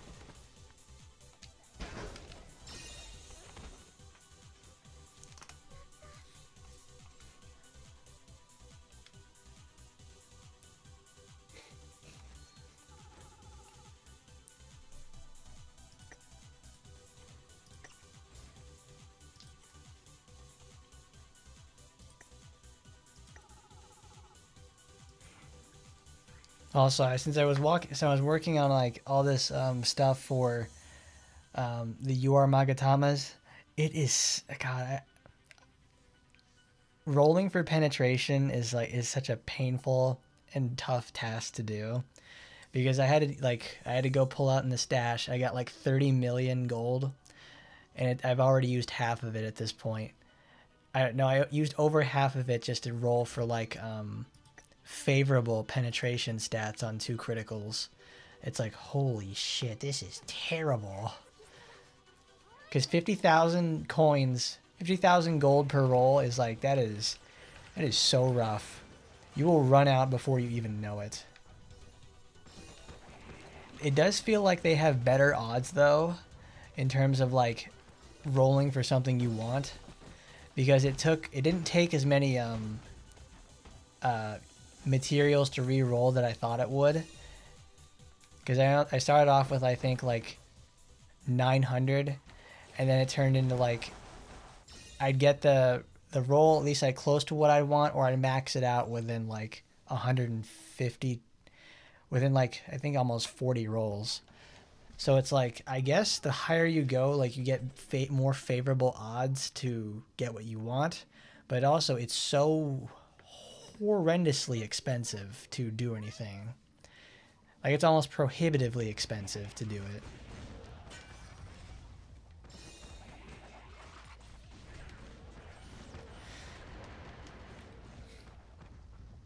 But no, I finally said to myself, I'm going to sit down and do some penetration experiments, see what happens. And after doing all that sort of stuff, it's like, it makes such a significant difference when you want to finally, like, push harder content. Because when you're like, oh, I want to finally go up to like 100 on something, because your biggest enemy isn't like making is the boss itself. It's always the same for like those 100 floors. The problem lies in the fact that they're going to start beating the shit out of you super duper fast, and it's like you can't. It is so difficult to get your grasp around. Like, machines is difficult with that, because you can do all the damage in the world. But since they get resistances and get bloated with health, you have to start taking them down much more efficiently than you would usually.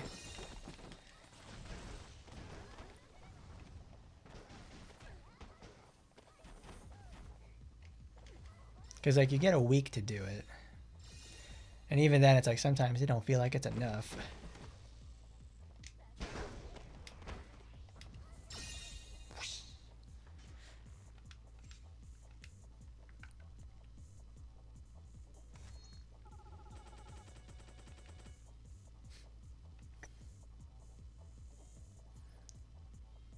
Well, I thought that was also Kiryu being, Murasaki being the desired object of Kiryu. It wasn't like explicitly like created here. They really doubled down on it in this game.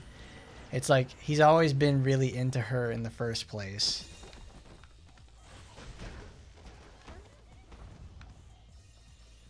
Murasaki's like, no way, bro. No way. No way, Fagort.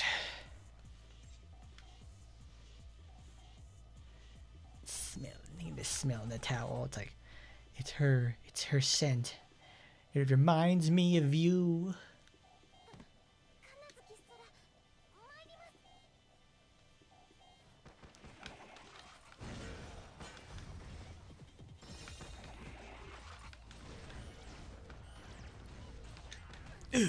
Just stop.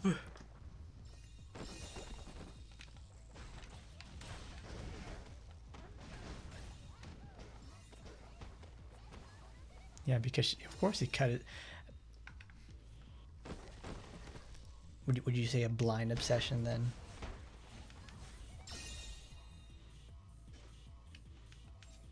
She got a whole mofu hanging out, so I make you go, whoa. Zooey mama, you go, Sora. 17,636. Doing pretty good.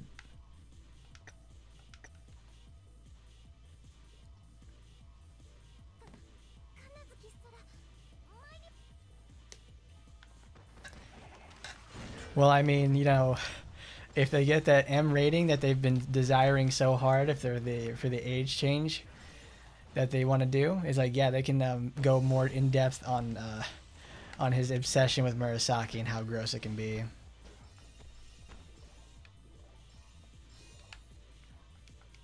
So there you go, Action Taimanin. It pays. It pays to do stuff like that. I just wish they would have done it sooner. That way they can join brown. That way we can all inhale the brown dust and get on that AT.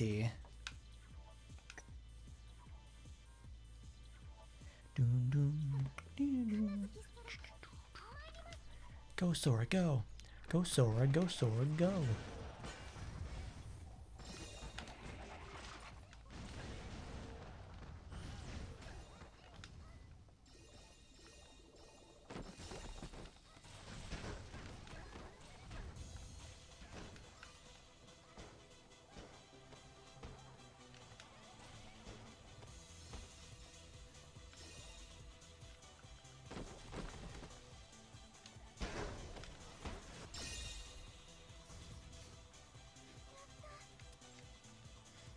Destroy the child. She is too smug.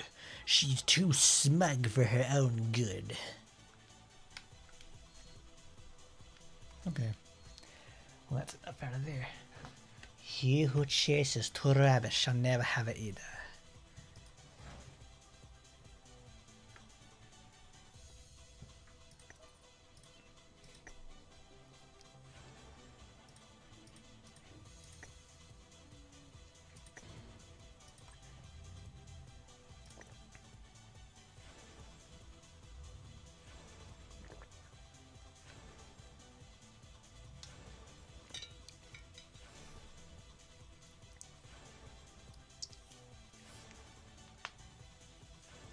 Of course, it's like something else will always compound on it. It's like you're not doing this right.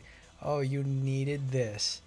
It was they're effectively making them destined to fail. It's like, what is that thing? I forget what that's called.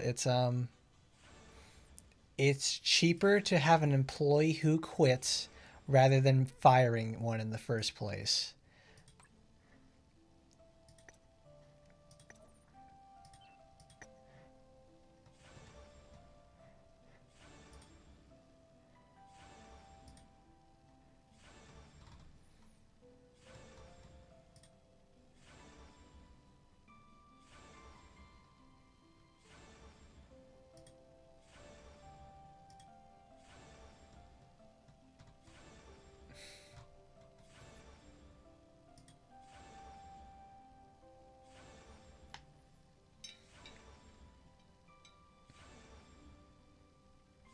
Ow, ow, ow, oh, oh, that hurts.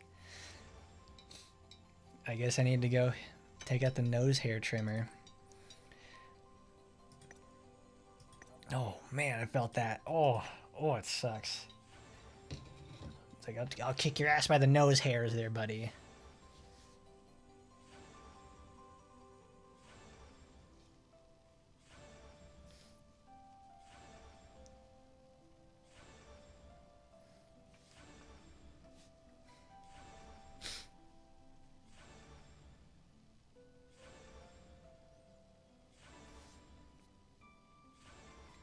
I mean, I certainly wish they'd break it up, because now it's like it's either you play by their rules or you don't get to play there at all.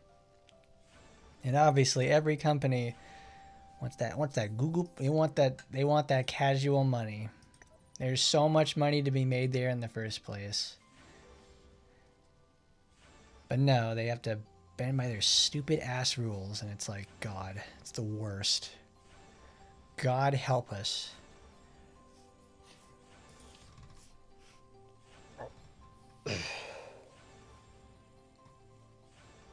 We all had her, but you married her.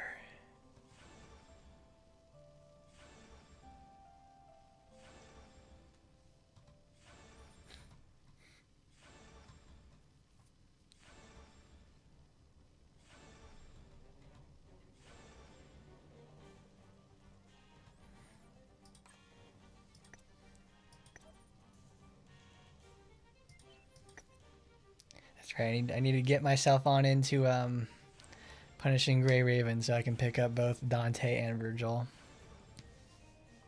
It's just that AT has a renewal that I really like. I've been playing that the last several days. Doing some Psycho experiment. Not Psycho, but it's like Sora experimentation. She's been so helpful. Also, thanks to these changes, man, finally just even 25% penetration is like a life changer. It's really that. It is really that good.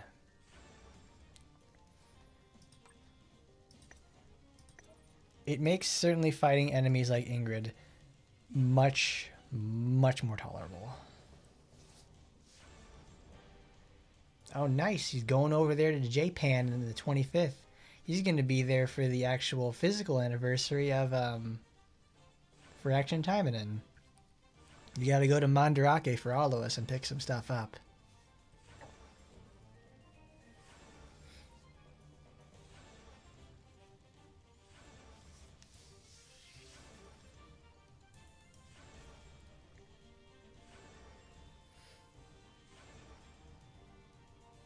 Don't just spend all your time in I'm obviously you can spend all your time in Tokyo and everything like that, but like go visit the countryside. It's a very beautiful place. Maybe you can even catch some races while you're there. I don't know. That's what I'd do in Japan. It's like I want to visit the countryside. I want to visit the places where they took the pictures for Higurashi and Umineko, and I'd like to go see some races while I'm there. Also, I want to ride the trains. I want to ride the world famous Japanese train system. That's just nice. Riding on the Shinkansen. All right, I'll be back in a second. I gotta go to the bathroom.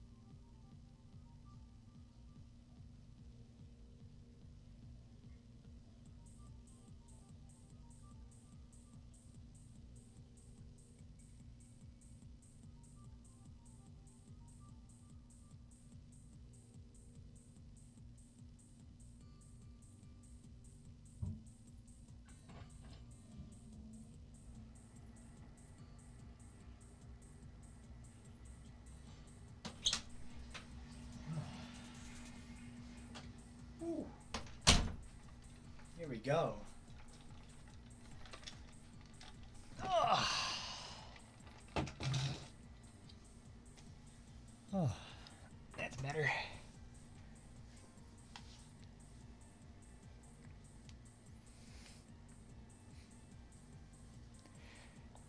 Oh, I think the Spanking Girl Cafe is a different place compared to the Muscle Lady one.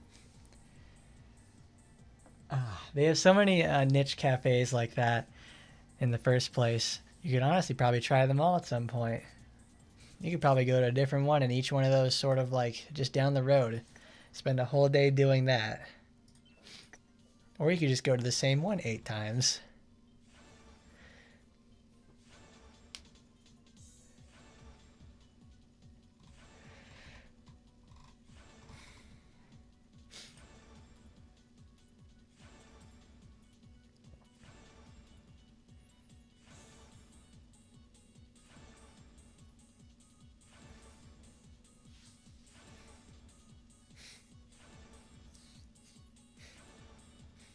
You should go over to see, like, I think they have the Gundam Museum as well. That's another place to check out, too. Because you mentioned Pooper Duper Super Robot Wars. So it's like, well, that sounds like a good place to visit then. Or maybe you visited it last time or something like that. It would be a good place to go anyways. It's really cool. I myself am not going. We'll be not going there anytime soon. I've got to go to I've mentioned this before, but be going on my trip to the Philippines, and there's going to be like nothing that happens that month while I'm gone. There is a character release at the beginning of June. We will cover that, but anything else that happens afterwards, I'm just not going to be there for it. Which does suck. I like streaming my AT weekly.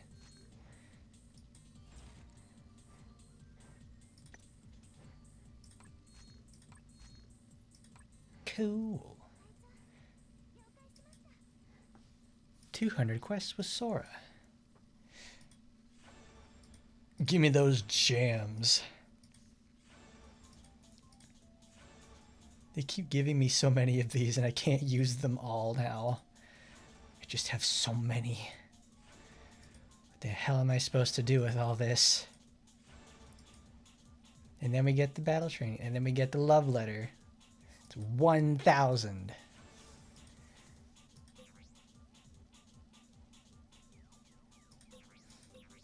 Oh, they got the Blue Archive special event thing. It's like, I haven't even completed the first one.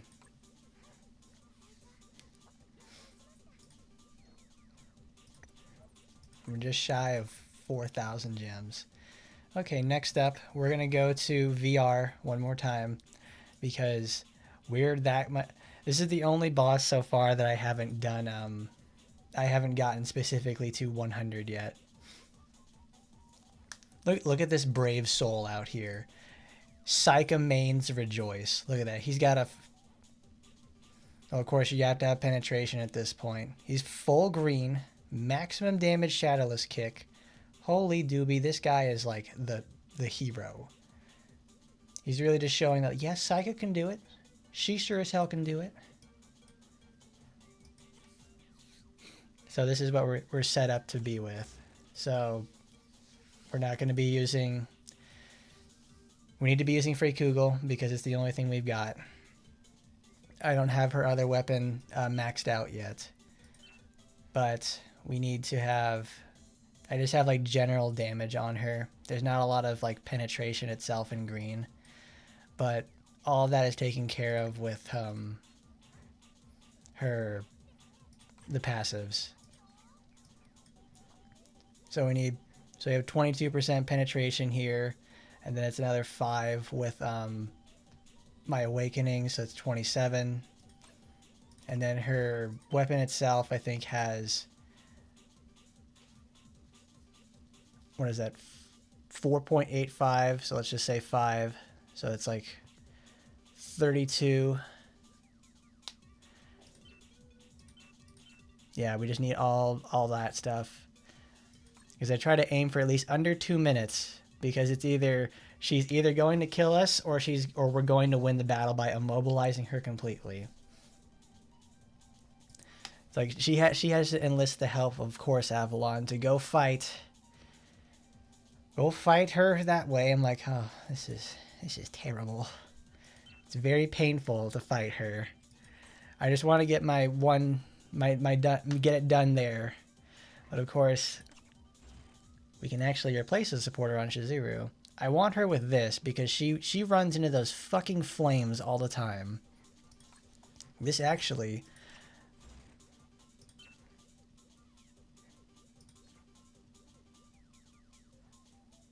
no. I would need this more on Shizuru than anything else because it gives you the healing. Because I'm very excited for this supporter because it actually allows us to heal. It allows us to have her heal outside of doing using her extreme dodge, which is one of my favorite things in the first place. I'm like, thank the Lord.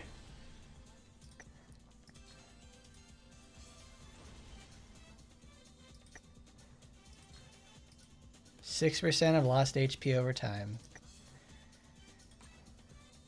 Immediate slot into my team.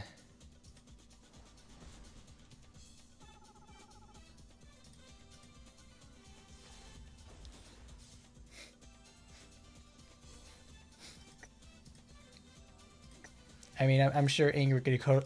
Well, I don't know. Ingrid totally solos us later on because she's going to go, oh, I'm going to do my overhead power dunk. Good luck, everybody. And then it's like, oh... I instantly just watched like her HP just... Like I remember last night, Shizuru got hit by that, and she just like poofs. She just poofs out of existence. I watched her HP go from like 100% to 0 instantly. I'm like, awesome. Oh, that's cool. Oh, everybody knows it's Big Dick B. There he is. That's rad. So we got healing on that one. Phantasma can handle that. But of course we're doing the double white feather setup because I want her to hold still and I want her to stop attacking. All right. Now the final climb begins. We've got to go to 100. Oh man, I love getting all 3 colors reduced. This is not good.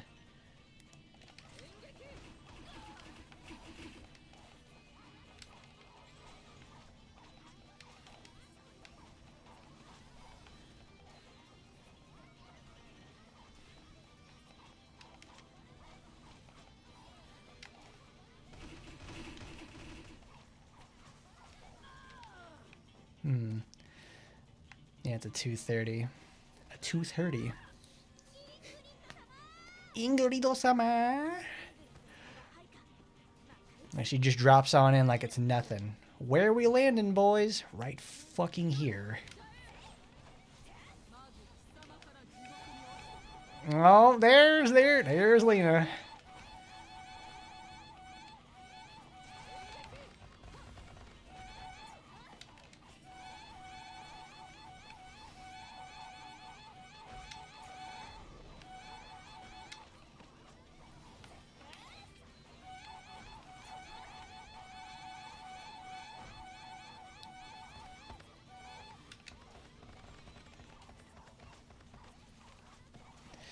Oh, I can't debuff her.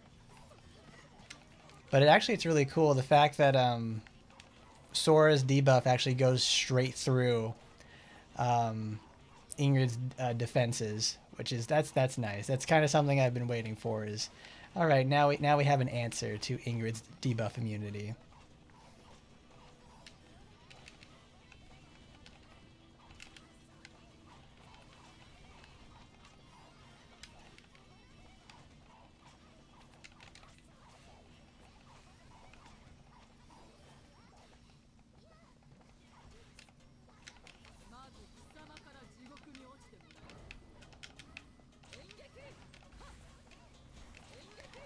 Stop it, you're hurting them.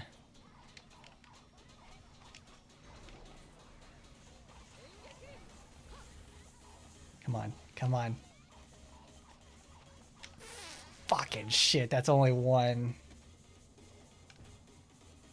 I probably could have afforded to use an ultimate there. The thing is, like, I don't want to use ultimates because it resets her armor bar, and it doesn't give the debuffing characters a chance to do it. That sucked ass.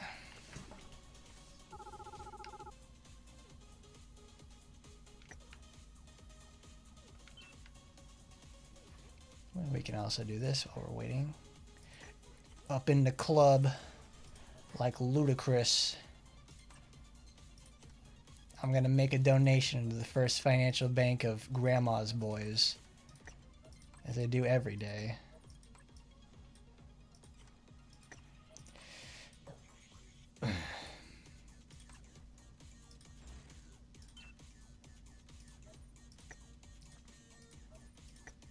Oh, we need to do Total War as well.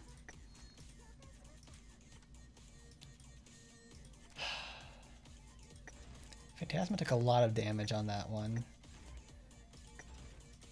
Because Shizuru is also the one that usually takes the most hits in the first place.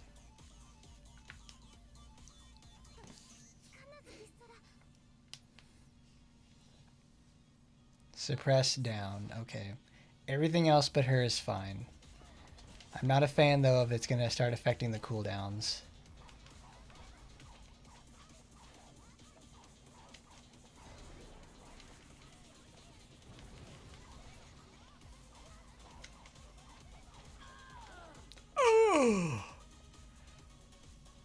Ingrid, ouchies. Oh, man. Alright. Not bad.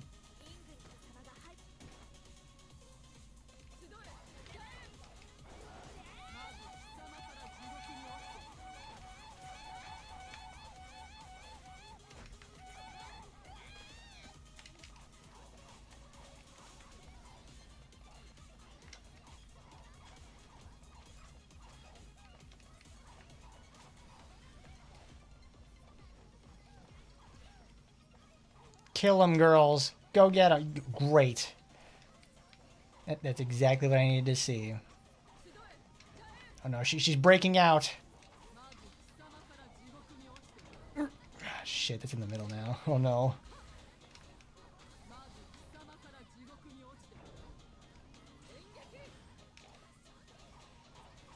That's right. That's right. Go get him. Yes. We're doing it. Squidward, I'm doing it. Excellent. That's right, you nasty bitch. Fall into the ground, pimples. You shall bow down before the true almighty God. Kanazuki Sora. Yes. Yes, ma'am.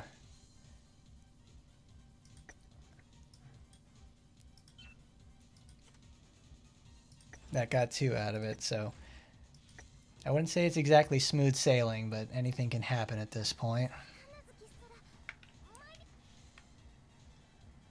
Oh.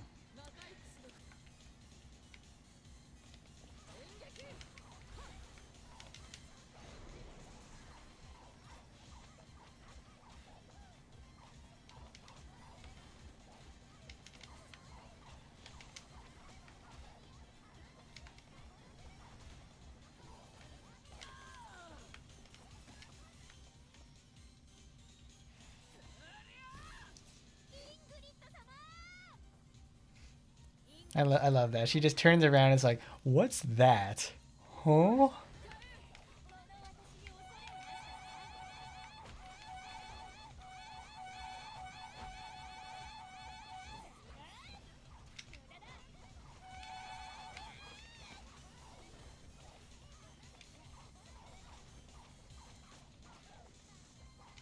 Go, Sora, go. Get him. Killer girls.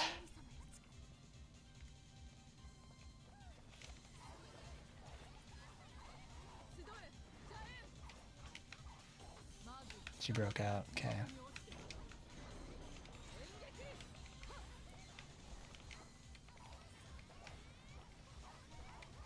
That's what I love about Celestial Fox so much. It lets me retaliate from like the furthest distance possible.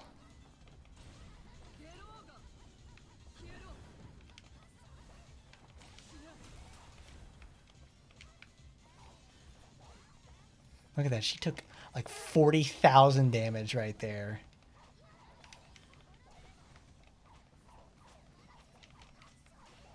Because she got hit in the Kritussi by Ingrid over here.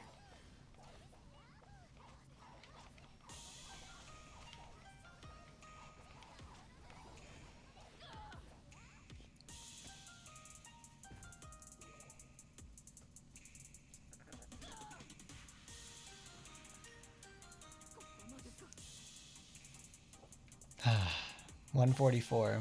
Okay, that's still 2.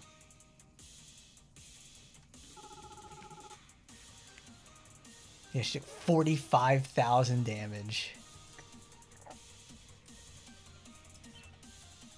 I guess it's just how it is up here. She gets instantly fucking decimated like it's nobody's business. I wish I could see previous records of battles I've fought. Because I wanted to, because Shizuru traditionally isn't taking a lot of damage. It's Phantasma that's like really eating shit on it. That supporter is really... I want to see if that supporter makes a difference though. It's like, will it come in clutch for Phantasma or will it do it... Will it fare better on Miss Hot Pants over here, Shizuru. Put back on Spica.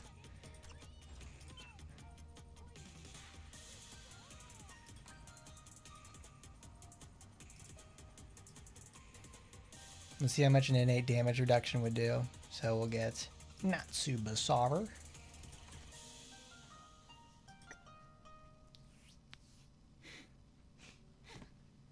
So effectively 2 attempts away.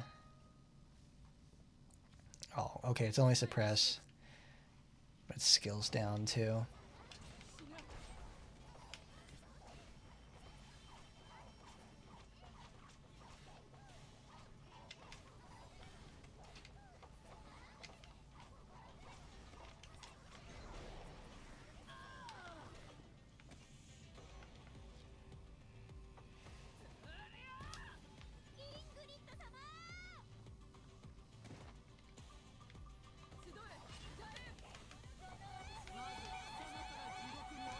Crap. No. Oh, that's terrible.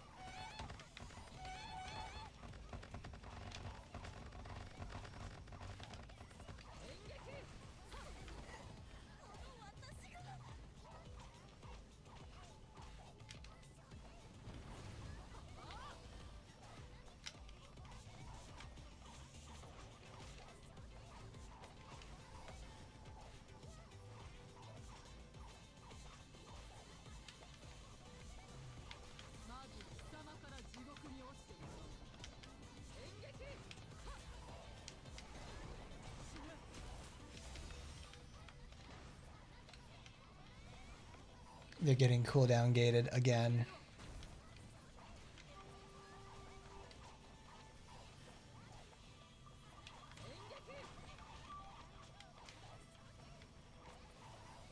Nice.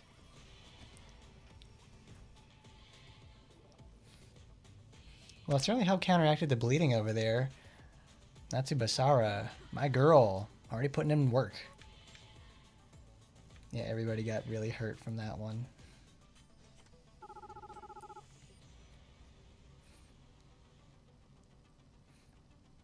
She was more able to efficiently recover. One more? Well, we got 2 more left. Because we have to do 100 itself.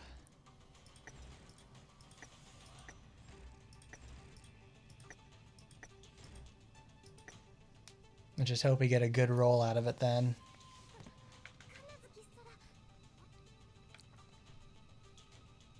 Nope. But I'd rather have supporter cooldown than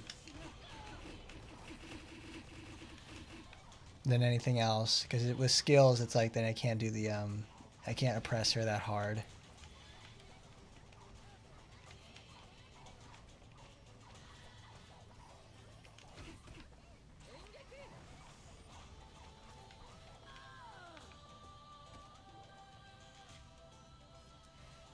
Not bad. Ingrid-sama. Thank you. Go get him, Lena. You ready? I'm gonna blast you in the next week. Armor broken.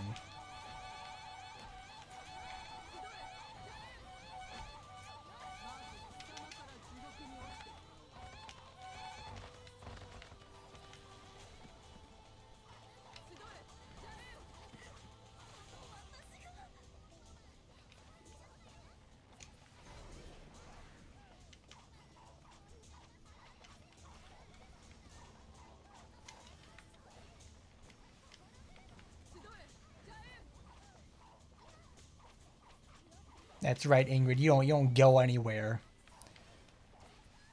You sit the fuck down, baby girl.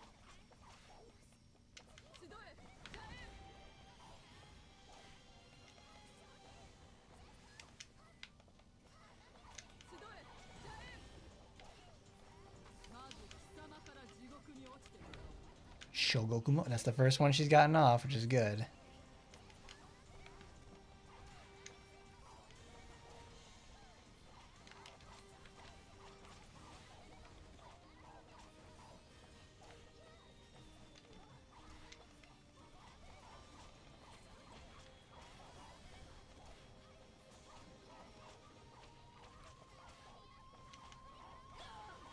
Fantastic. Get out of here, Ingrid.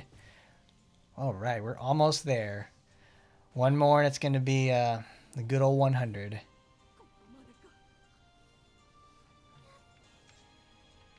And who would have thought? We're going to do this with Sora.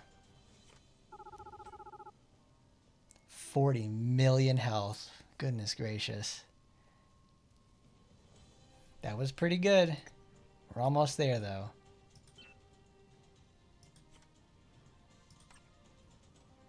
Look at that fucking 1 second. How ridiculous is that?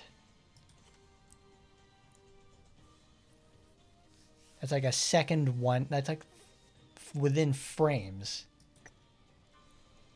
It didn't even last 120 frames.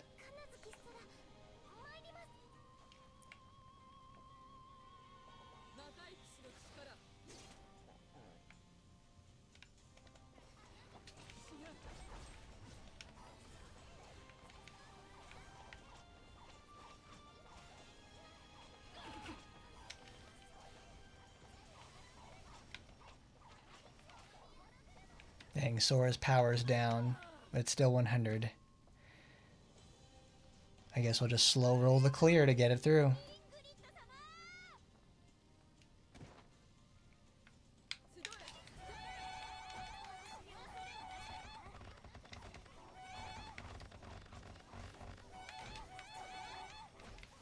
You can hear all the hits like every time that they do it, obviously with, you know, Lena. But it's like each one of those hits, like when the arrows are striking, it sounds like popcorn.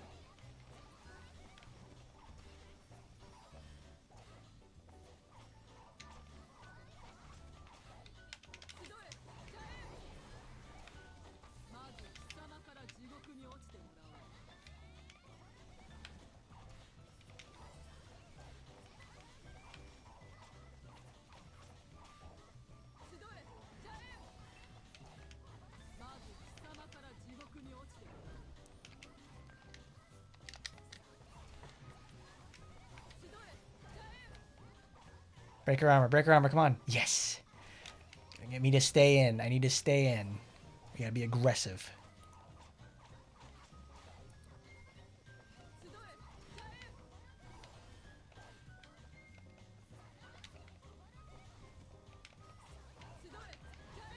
God, I love Celestial Fox so much. It's like, here's a free, like, million damage. You don't even have to be in the same county as this guy. You just gotta blow him up. And that's it. Thank you, Sora. Thank you for finally helping me get my 100 clear. Oh my god. You have incapacitated the nightmare that is Ingrid. She did the damage, but certainly Phantasma and Shizuru put in the work of immobilizing this disgusting beast. Look at that.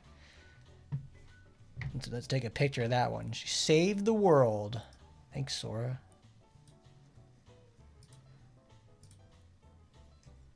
Look at that. That's good.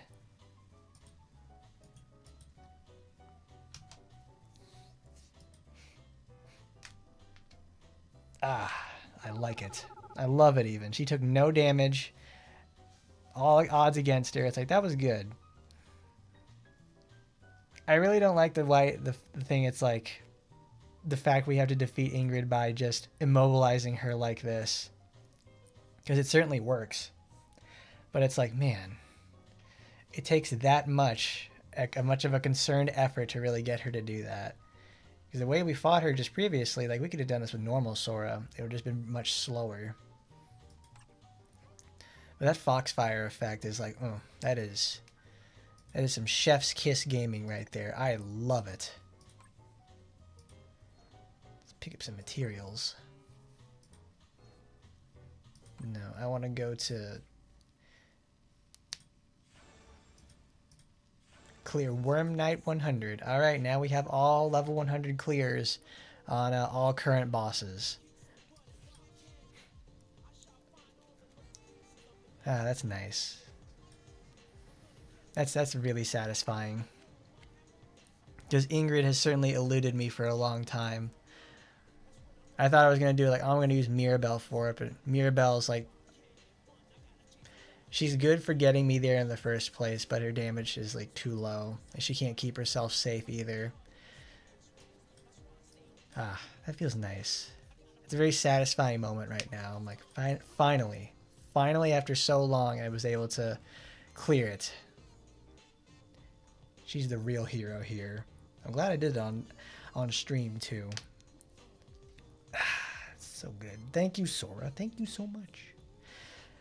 Well, that's gonna be it for me here, though. It's about almost 4 hours, so it feels like a good time to stop with our great accomplishment on pushing on that one, because today we went over a lot. We went over their issues regarding censorship. We went over their with the new event, all that sort of stuff. Well, we'll do one more thing before we leave. We got the supporter for Lanzang. Yeah, I'm getting really tired. I'll save it for next time. Thank you everybody for stopping by. It's been a long day. I'm glad you all came here with me so we could finally accomplish the feat of defeating the nasty menace that is Ingrid. I'm gonna probably go get some rest because I need it. Thank you everybody for stopping by. Don't forget to like, comment, rate, favorite, and subscribe. And as always, I'll see you next time. Goodbye, everybody.